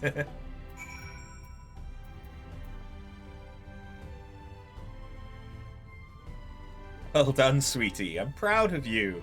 Why, if I didn't know any better, I'd even say you enjoyed it. And now you needn't fear falling asleep on the battlefield. Just have care you don't lose any limbs out there, alright? They don't tend to grow back. You don't say.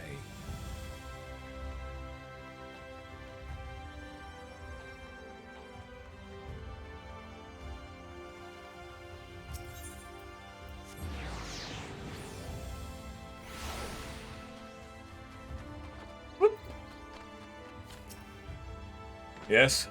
What do you require of me? An Amaro to take you to the Imperative, eh? It's Much as I'd like to oblige, all our mounts are reserved for the coming operation.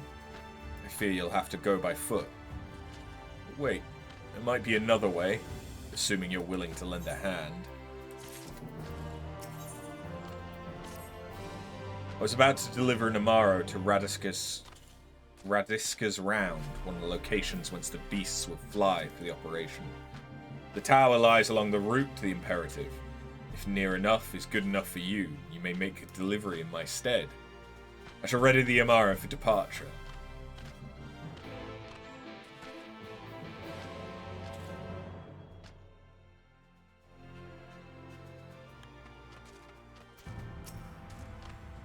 Radiska's Round is to the north and west. You can take the road or you can fly. It is up to you. Upon arriving, make yourself known to the sentry and she'll give you further instruction. If you should become separated from the Amaro, worry not. The beasts are trained to return to the rookery. That is all. But now I can fly. Already. So yes, I'm going to make the most of being able to fly.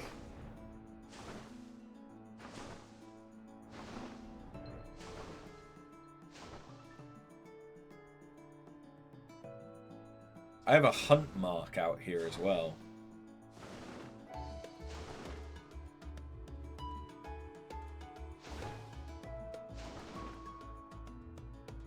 So if we can find that, that'd probably be good. That's right, there's a town called Weed. And Brick.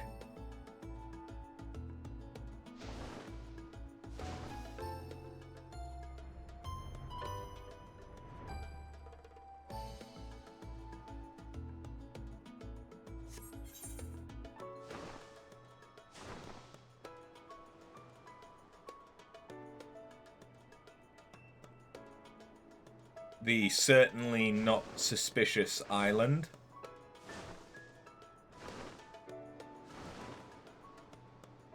Definitely doesn't look even remotely like something that we've ridden in Final Fantasy XIII.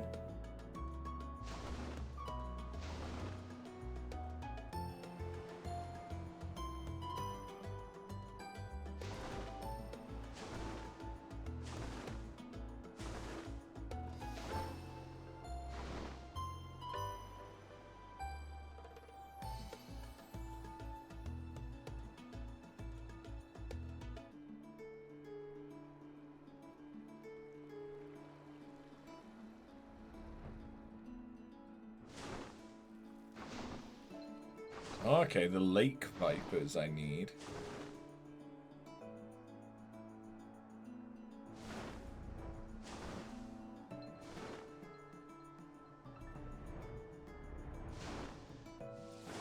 I really am just using this to try and get as much experience as possible.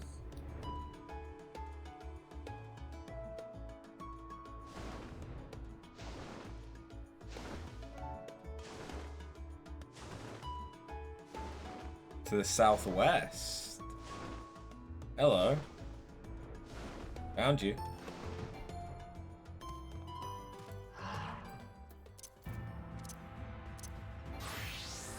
Ideally, I'd do this on something that I need to level. But also, that's a way to die.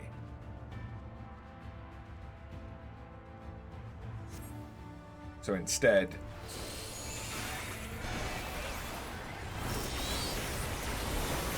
you get summoner.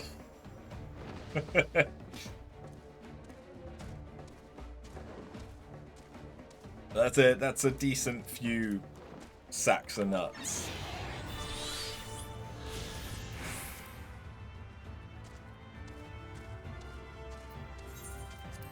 And now we just go and get the Amaro back.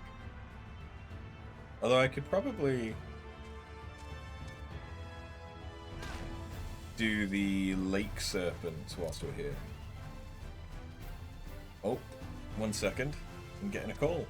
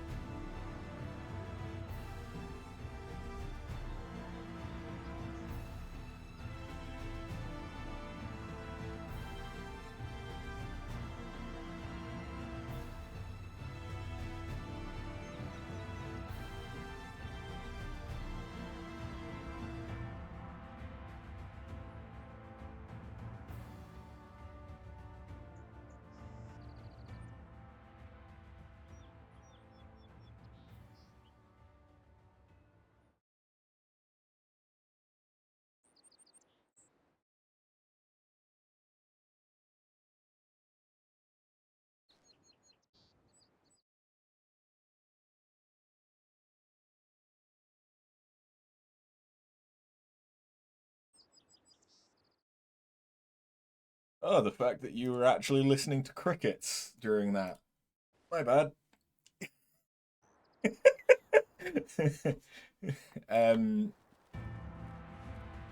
Basically just been invited out to go to the local arcade with some people off of Reddit in a couple of hours. So I can probably go for about another hour and then run myself through a shower and shit. Perhaps not in that order.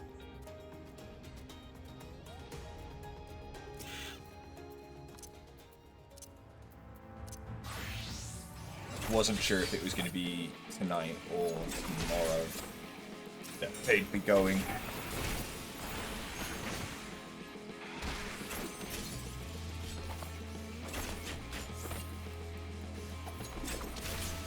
How many Vipers? Only 2. Okay.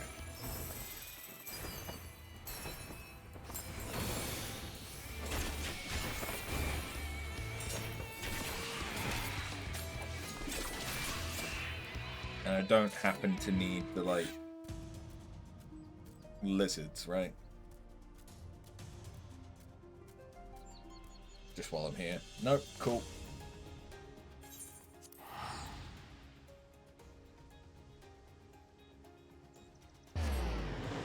Ugh.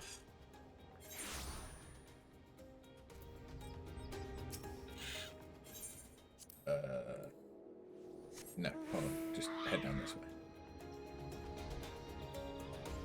But yeah, meeting up with, apparently it's going to be a couple of guys and a couple of ladies. And I've already had my ego stroked. Because apparently one of the ladies has eyed me up.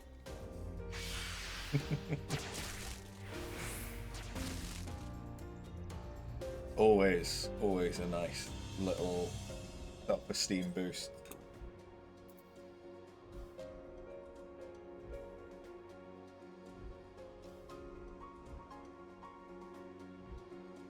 And hopefully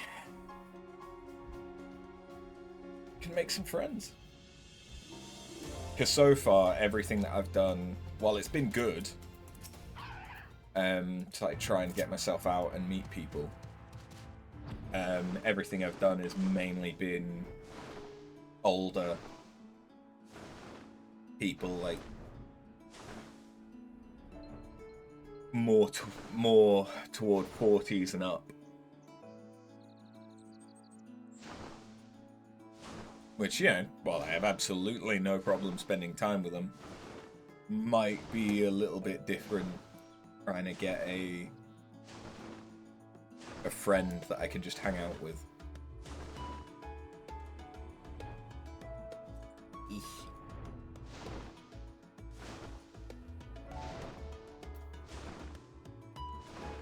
So this is the place that we're gonna be going for the quest that we're on, but we can also just fly around it.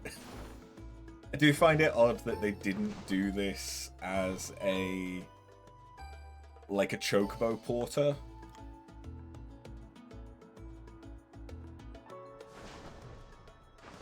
Where it was just us riding an Amaro, but without being able to control it. But because they've let us control it, they've basically got no reason not to get the full map at this point.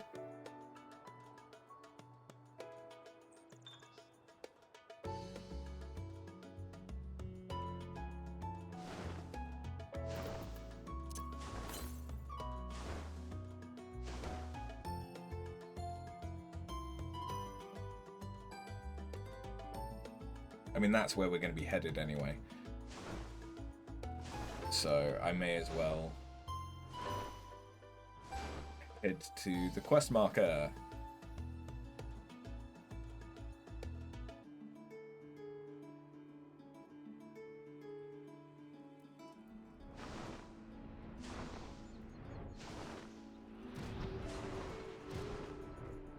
Oh, you're delivering that Amara to us. I'm afraid there's been a change of plans. We already have all the beasts we require here. Instead, this one's to go to the Imperative to the west. Please see it to the handler on duty, Cecil Vanith. If you encounter trouble along the way, return here and I'll set you a light white.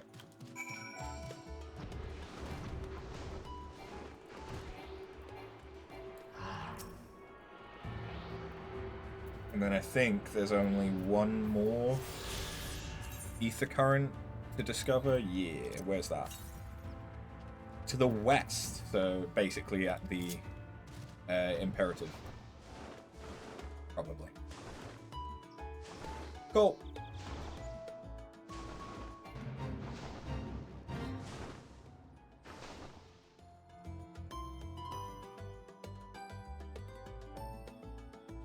Oh yeah, I remember this place because you can jump off of the top of there like a fucking diving board.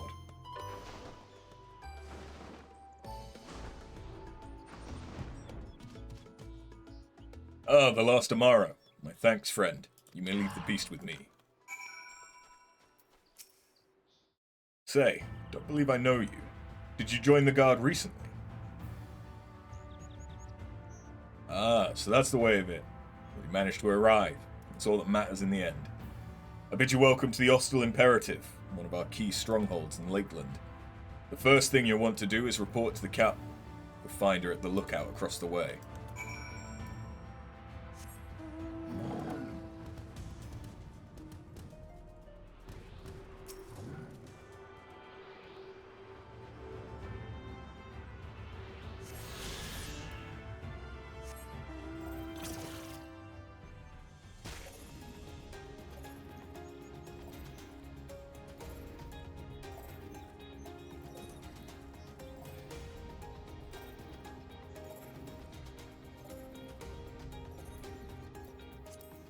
Heyo. So, it seems that rather than the Amaro delivering you, you delivered the Amaro. I'll not thank you. I expect all my soldiers to make themselves useful. Speaking of which, I have a task for you.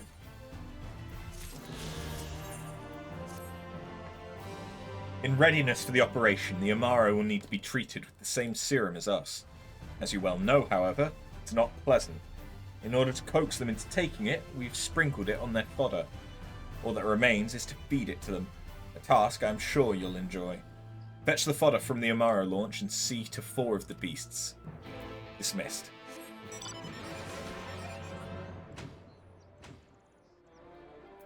Okay. So, I still need 3 currents, but I see 3 quests. Damn it all! We can ill afford to lose another. Oh there, friend. Might you lend me your aid? One of my best men is yet to return from his patrol, and I fear the worst. As you can see, his Amaro made it back safe, but my man's nowhere to be found. Could you search for him in my stead? I'd go myself, but I can't very well abandon my post. Quee! Bloody beast, where do you think you... Too late, I suppose. Wait, do you reckon he's gone back to his rider? Sorry to trouble you, friend, but do you think you could follow that Amaro for us? A scaly brute might be my best chance at finding our man. And take this salve with you. Reckon there's a good chance he's out there, too wounded to have made his way back. Oh, that's really not that far.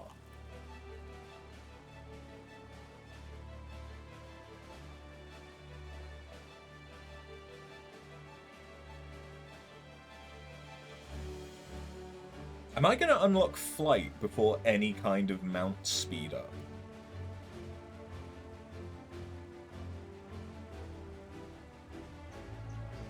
Because fair enough if that's how it's going to go, but it's just a bit odd. The Amaro stares intently in the general direction of Damp Soul. Quee!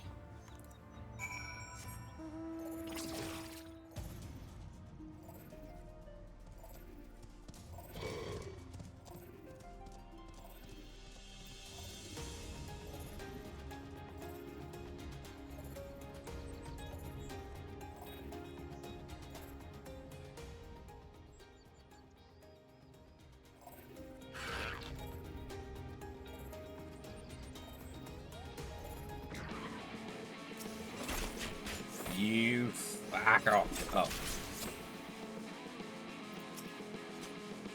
The Amaro eyes the wounded soldier with a gaze that could almost be described as concerned. This must be the sentry who was separated from his mount. The Amaro eyes you with an expectant gaze. You sense it's hoping that you will tend to the man's wounds.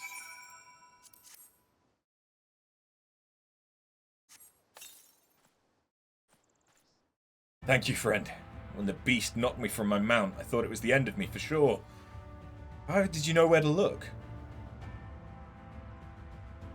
My mount led you to me, you don't say. I owe you an apology, little fellow. Here I thought you ran off in fear of my foe. Turns out you were looking for help the whole time. Can you forgive me for doubting you? And with that, I'd best head back to the Imperative and let everyone know I'm alright. Thank you, my friend. You saved my life. I should have attuned to the Aetheryte.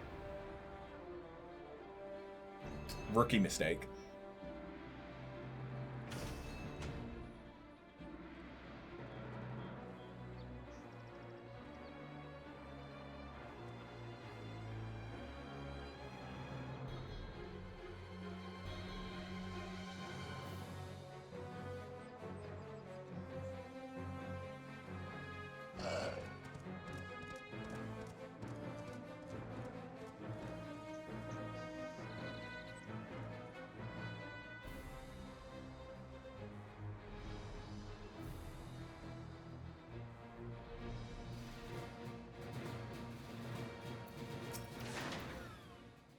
There you are. I was hoping that you'd return so I could properly express my gratitude.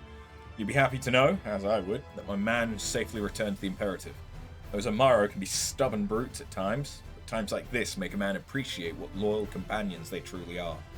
I'd say this one's earned himself some extra feed for dinner tonight.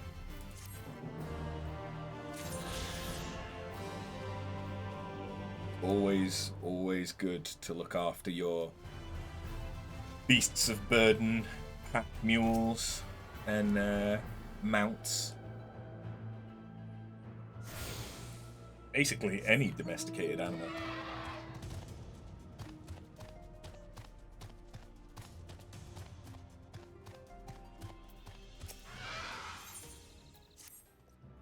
Oh there! If you're not otherwise occupied at the moment, how about lending me a hand or two? They got me on repair duty, and what with the sorry shape this place in, it's definitely not a one-man job. It's a simple enough task. Just take this here pail of mortar, find a couple of spots where the walls are looking ragged, and apply a fair, healthy dab. Thanks, friend. What with our ranks thinned as they are, we need all the help we can get. But they're all up.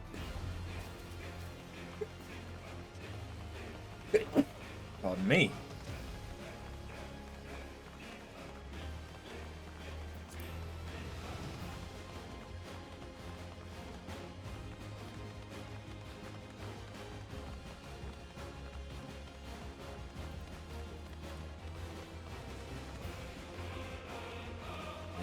Here we are. Take some mortar.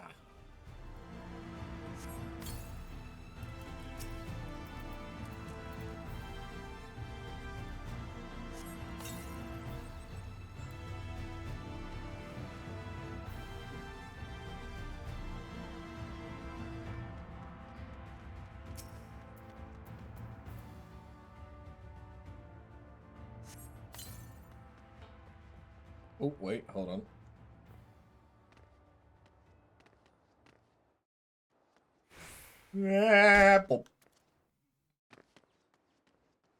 Sneaky little fucker.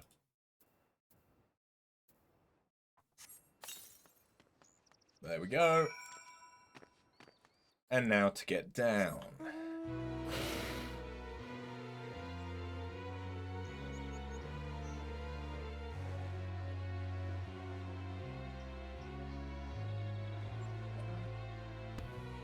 There we go.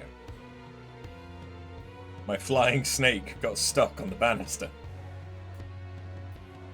It's not a euphemism.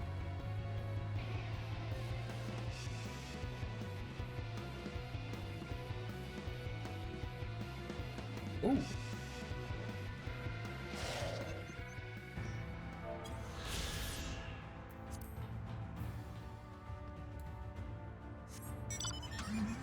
Yay!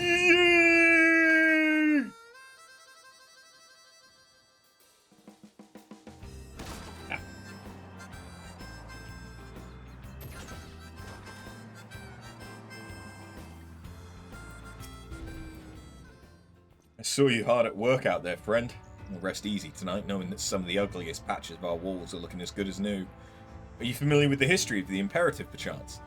It was built nigh on a century ago by the elves who ruled Lakeland in those days. After the flood, it served as one of our bastions of defense against the Sin Eaters. Yeah, this fortress has taken its fair share of beatings, but it stands tall to this day, watching over and protecting the Crystarium and its people. It's our job to keep it standing. Material and manpower shortages be damned. Of course, we couldn't do it without the generous efforts of volunteers like you. I reckon you have a real talent for repairs. Maybe I could interest you in joining the guard as a full-time wall mender? I jest, of course. I've already taken enough of your time already. Thank you, friend. Be careful out there.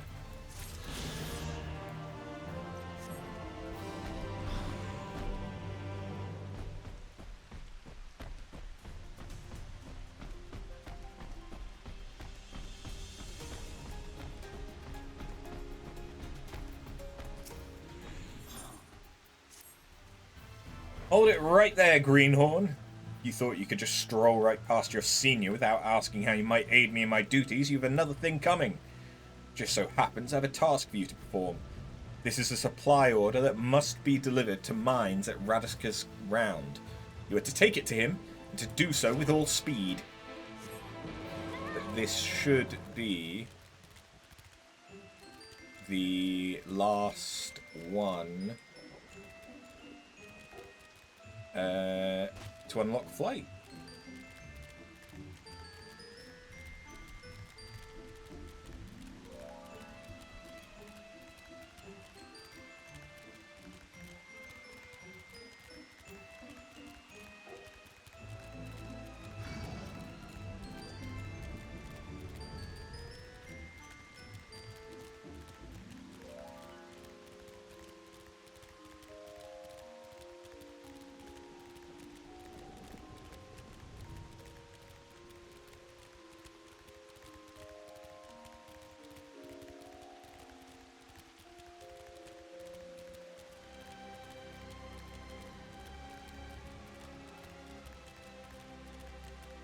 I'm gonna have to go all the way up there, aren't I?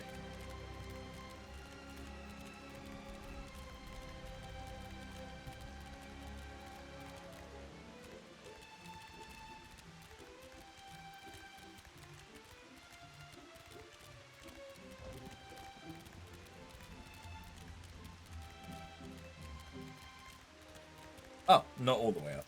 Hello. Well met, traveller. What brings you to our outpost this day? Supply order. Give us your shit. A supply order from Tiana, the hostile imperative. But why, pray tell, are you delivering this and not one of our own men? I intend to claim a reward. I see you're not just brave, but resourceful as well. What with the roads so dangerous these days, there's good coin to be made running messages between the outposts, no doubt. While I'm loath to impose upon you further, if you'll be returning to the Imperative regardless, I was hoping I might trouble you to deliver the supplies Tiana has requested. I'm afraid the recent Sin Eater attacks have left us rather short-handed. It'll take just a short while to prepare the materials for delivery. I invite you to make yourself comfortable while you wait. Not that there's much in the way of entertainment here. It is a military outpost, after all. Perhaps you could converse with the soldiers. It'd be sure to raise their spirits. You just might glean some useful information out of them.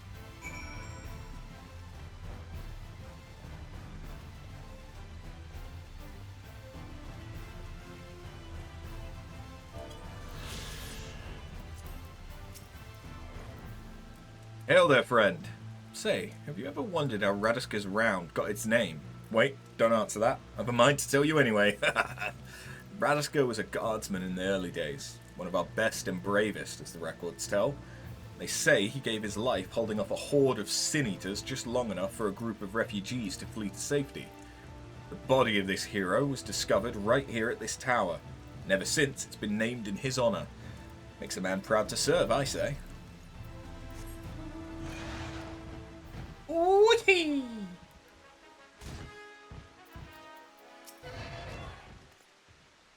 Oh there, stranger.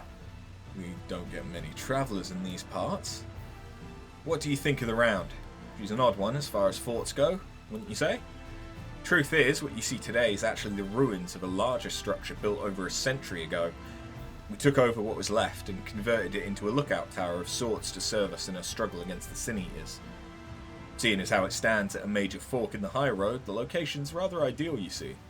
We can see threats coming in from miles away and send out patrols to deal with them before they get too close.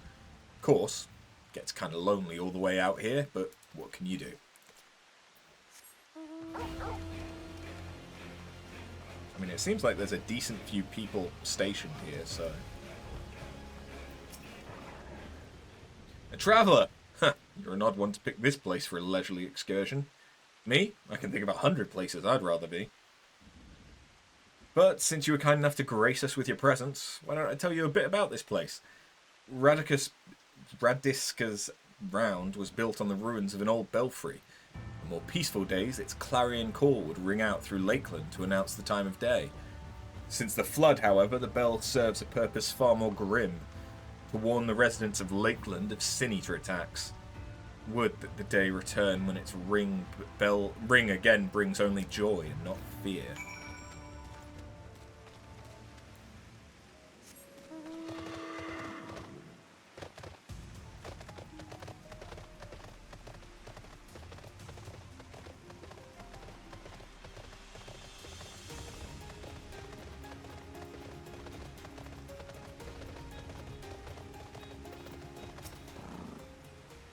Ah, there you are, friend. Did my men have anything of interest to say?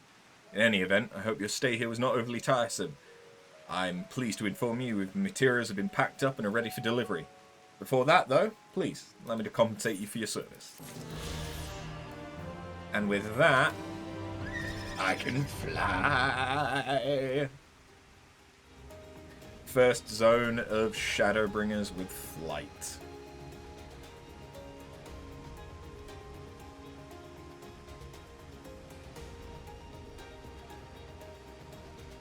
But it should make everything else that we have to do here a hell of a lot easier. And doing stuff like farming fates for bicolor gems and stuff like that, it'll be a lot easier being able to fly.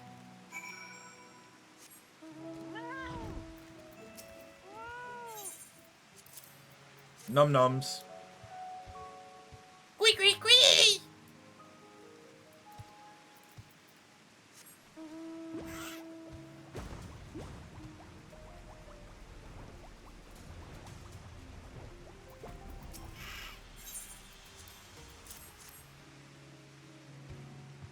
Gwee.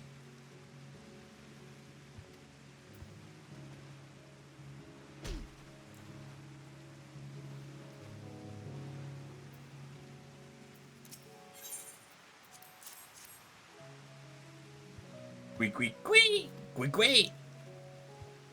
The Amara is wary at first, but appetite eventually wins out and it accepts the fodder. That's just me. I am the anxious Amaro. Bribe me with food and everything's good.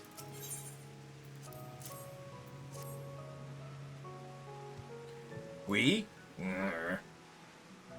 The Amaro reels at the smell, but accepts the fodder nonetheless.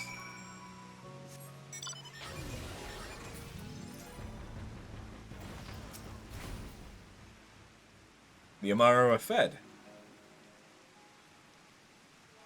Good.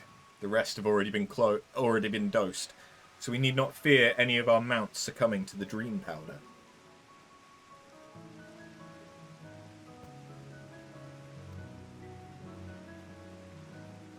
All units have now entered the final stages of their preparations. The time is nigh.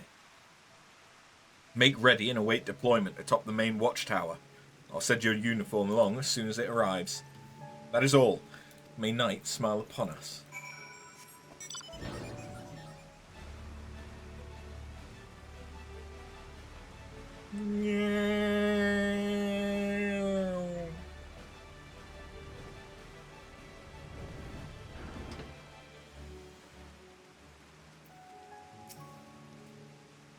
The operation's about to commence. Stand ready.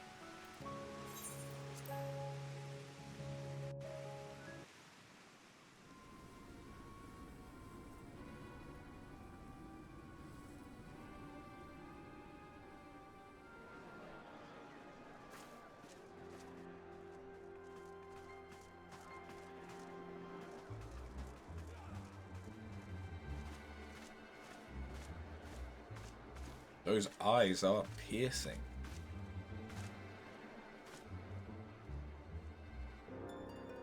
Keep moving.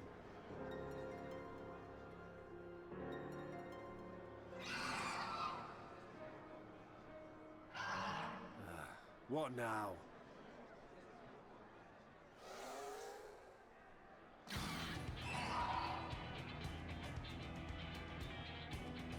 The Crystarium at a guess.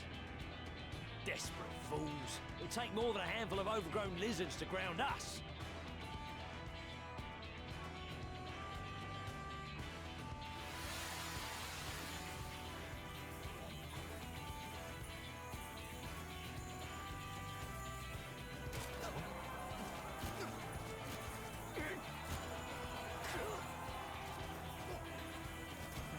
You're gonna be... Sound the alarm!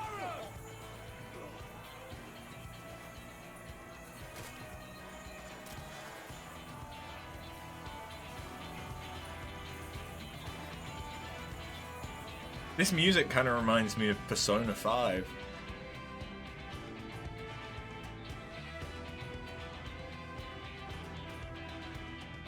I think it's just the beat.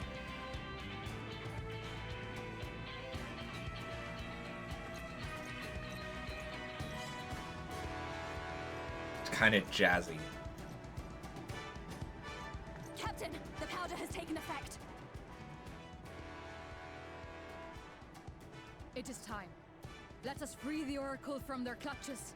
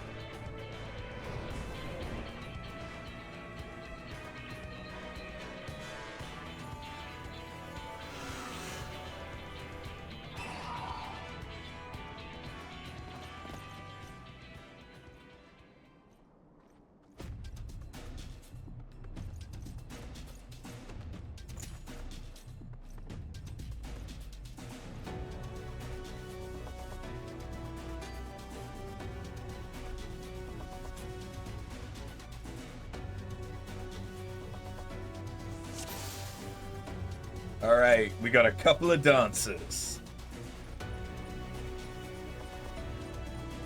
Resistant to the effects of dream powder. No.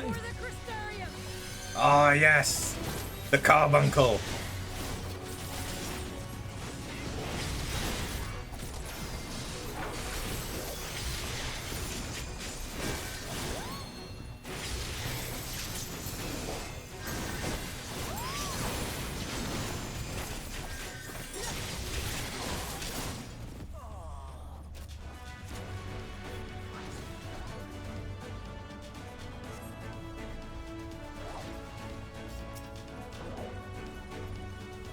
I think, yeah, Alphino is as a scholar right now.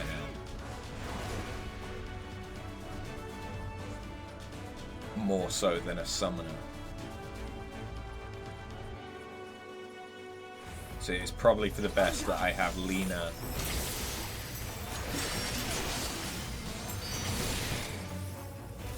dance partner. A healer. They must die.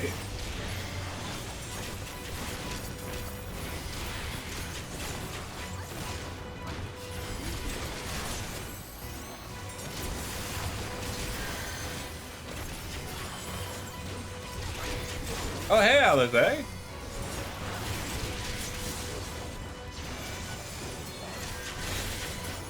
I'll dance partner with you. Red mage is higher DPS output than a dancer.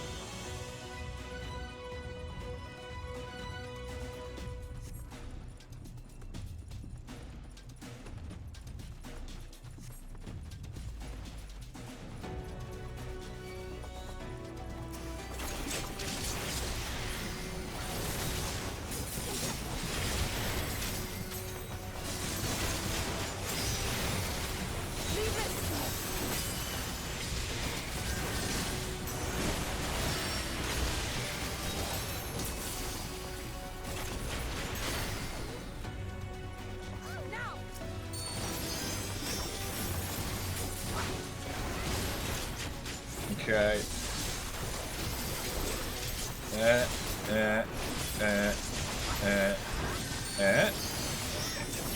Let's give them a go.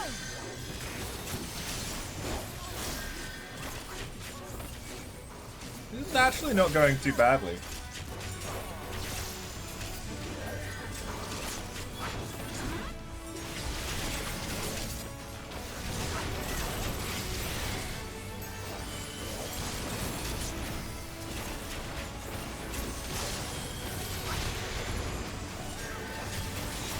Must press on. Am I not supposed to be fighting? No one's run off.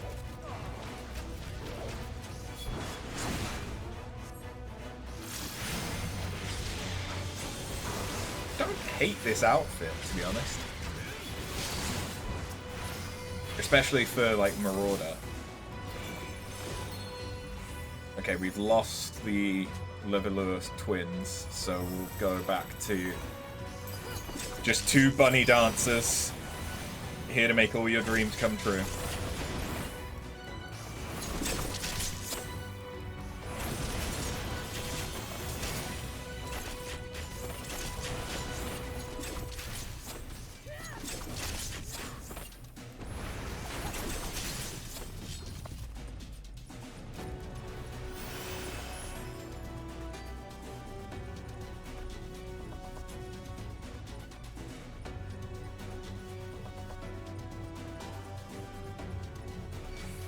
God, that's so gaudy.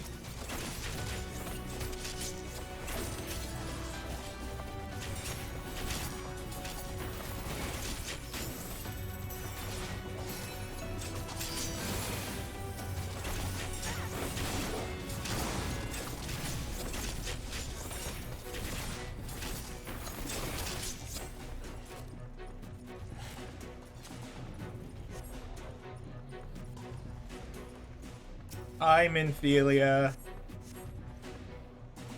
You probably don't know me, but I know you. Thank you. Are you from the Crystarian? Correct. We've come to rescue you.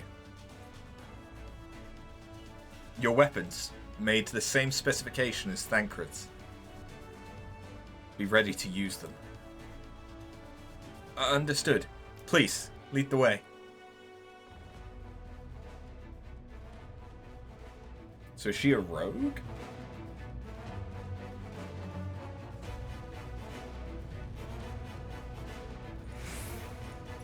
By the looks of it, yes. Okay. She's tiny. I suppose she is a child.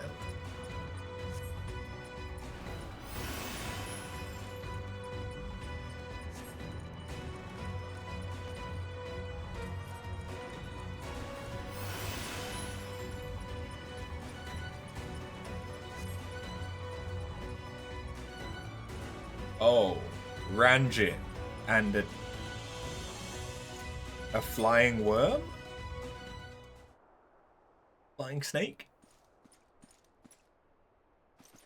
He looks like he should have been in Stormblood. Brazen thieves. You'll regret coming here.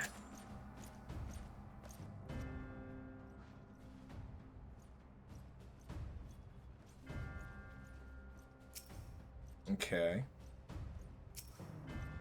Who do I want to... Oh, I'm still dance partnered with Lena.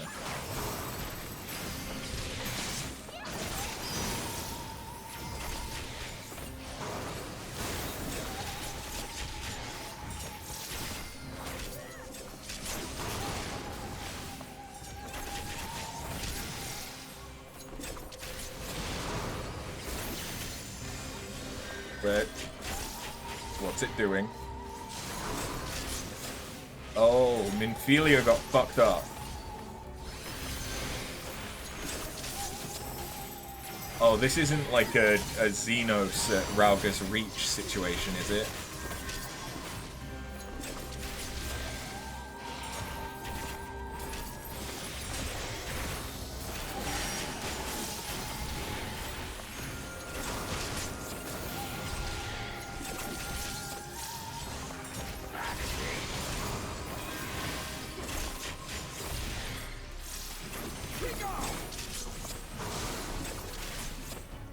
Just fucked up Alpha now. He's fucked them all up. And now it's just you and me.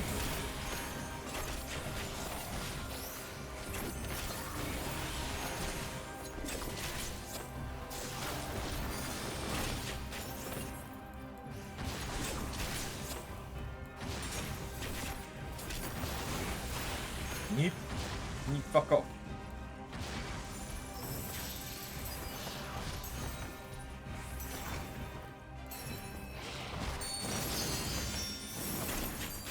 Shattered sky.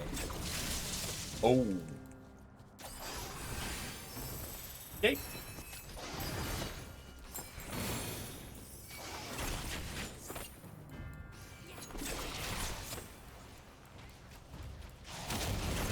Yeah, this is starting to feel like I'm not supposed to win this.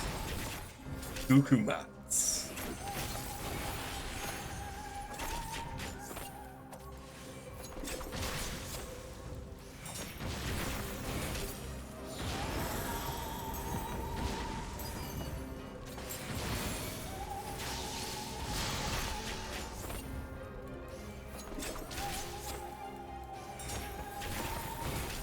I think I'm doing pretty well.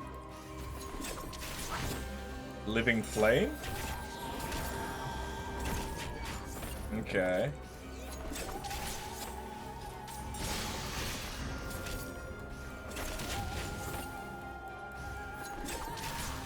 Easy enough to avoid, I think. Why do you persist in this folly? Because I don't want to die. Is that weird?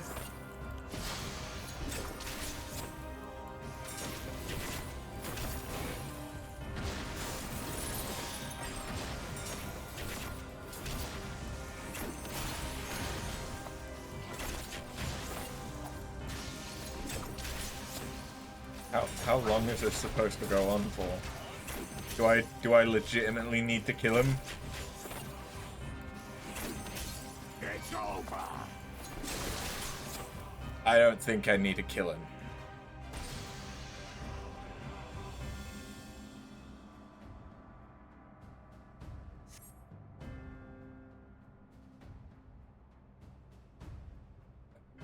Okay.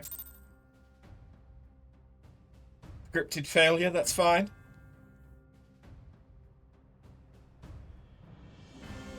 Thancred, now would be a real good time for you to show up.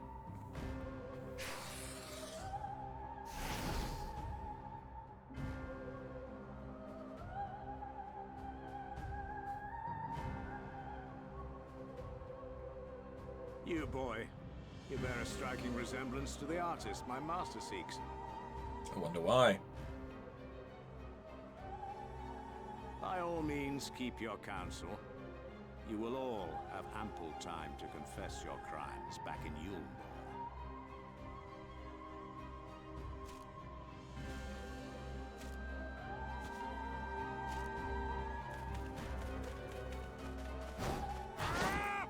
Oh, hey, Thancred.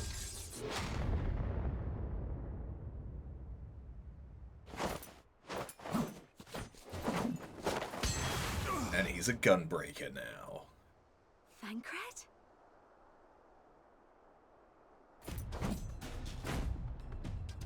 So, you are the wretch who stole her from us. And what if I am?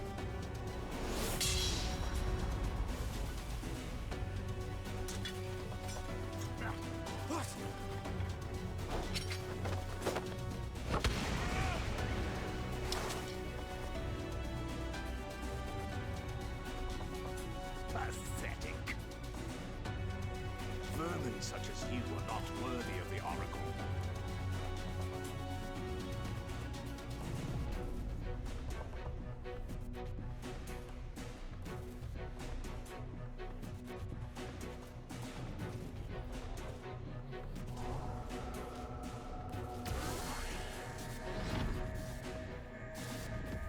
Eh? Oh.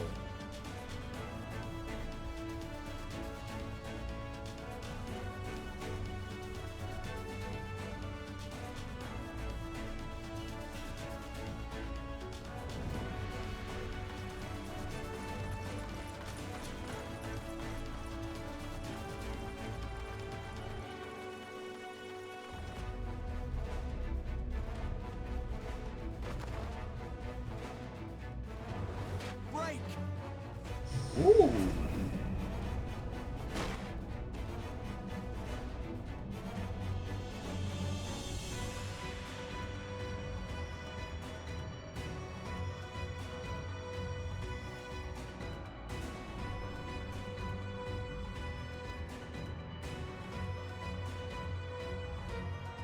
Fool! You would see your city razed? I would sooner see it razed than conquered. Suffice it to say, we are ready to receive you. What now, Exarch? Will you face me yourself?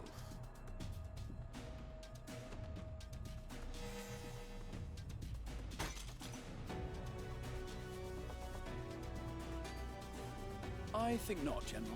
I've quite exhausted my tricks. If you mean to give chase, I will not stand in your way. But you would do well to tread warily, for your quarry goes to a place where even Yulmor dare not bear its steel.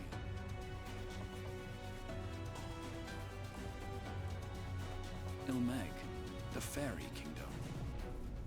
Fairies?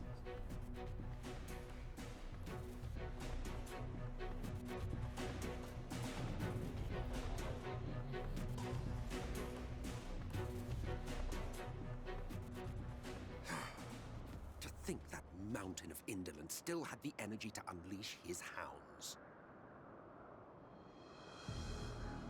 Even the most pointless of conflicts may alter a world's course.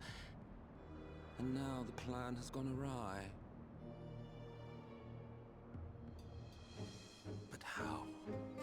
How did the so-called Crystal Exarch bring the hero of the source to the first? As if I didn't have enough on my hands already.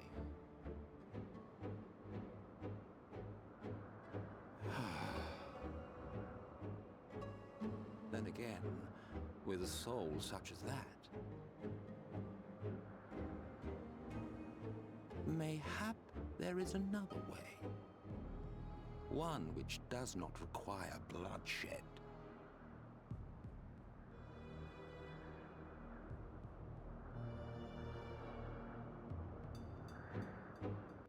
Okay, so there's at least one Asian here.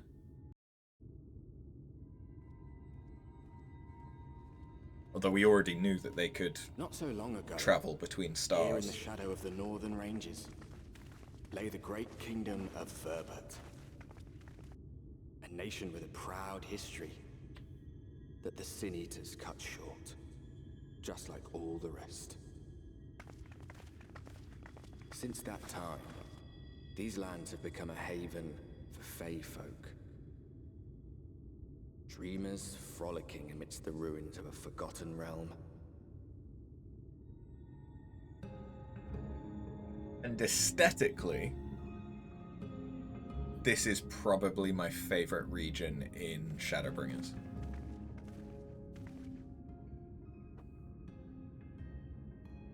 We should be safe enough here.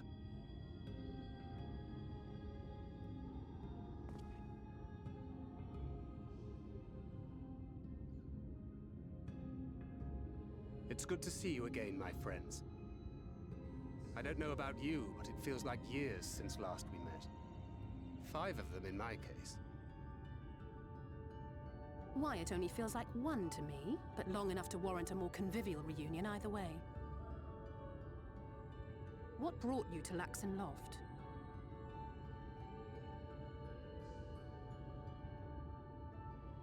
The girl, Minfilia, she and I were traveling together, hunting sin eaters. But as we were nearing Lakeland, she abruptly ran off on her own. I found her too late to stop the Ulmorans from taking her prisoner. And as I was considering rescue options, I observed that the Crystarium was on the move. So I consulted the Exarch, who apprised me of the details of the operation and issued me certain instructions. Should the situation take a turn for the worse, I was to see you all safely to Ilmeg. And here we are.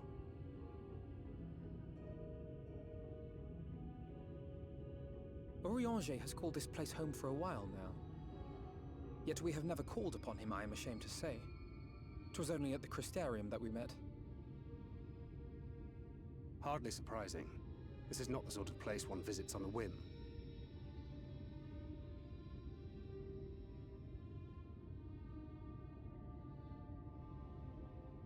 Happily, having trespassed on Oriange's hospitality for a spell, Minfilia and I have an idea of how things work around here.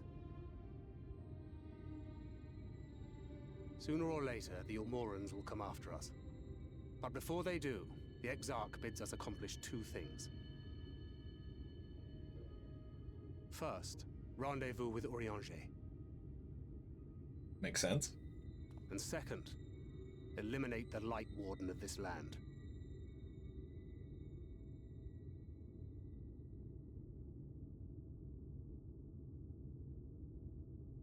So, Minfilia. What made you leave Thancred behind, if you don't mind me asking?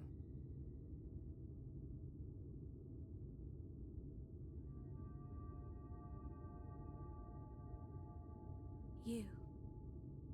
The hero from another world. I was asleep when I felt it. A presence. Someone I was meant to meet. They were close and I knew I had to go to them. But with all the commotion in Lakeland, I was afraid that Thancred wouldn't let me. And would I have been wrong?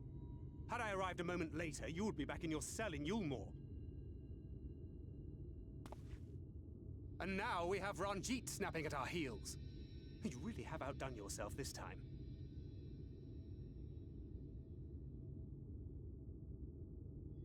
I'm sorry. Thank you for saving me. Thancred seems far less patient than he normally has been. Oh, poor thing being scolded so.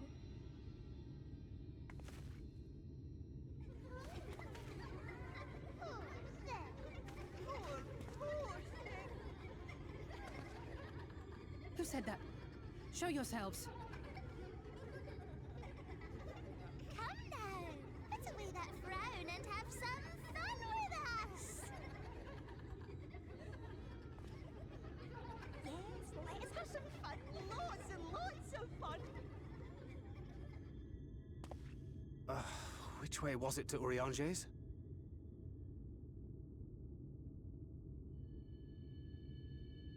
We've been there so many times, but I can't. Why can't I remember?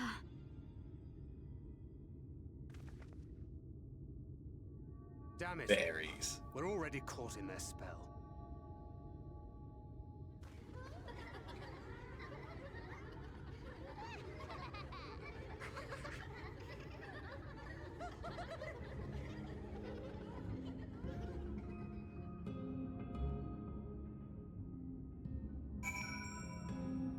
Okay. Ilmeg is the fairy kingdom, and as one might expect, it's home to the Fae folk. The most prominent among them are the pixies, who have a penchant for making mischief. They use powerful illusions to play tricks on all who venture into their domain.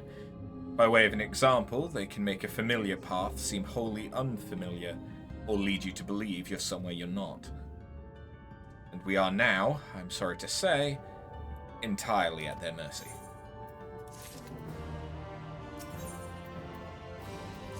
I kind of just want the fast travel point.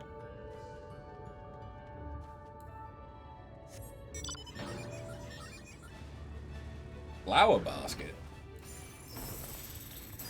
Yeah, I should think about finishing up so that I can get ready to go out.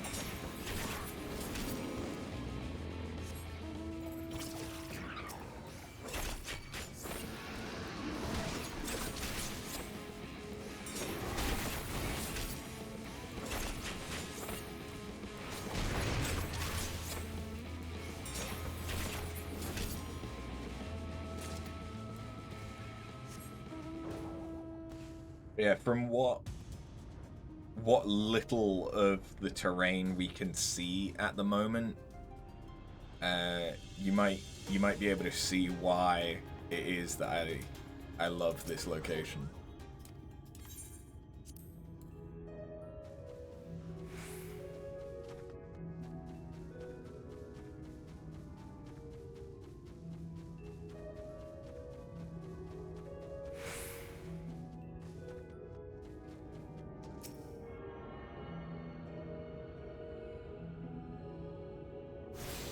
And there we go.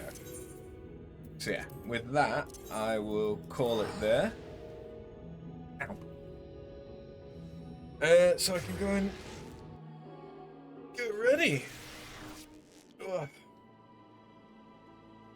Ooh. Thank you very much for watching, and I don't know how long I'm likely to be out, but it's doubtful that there'll be another stream later on.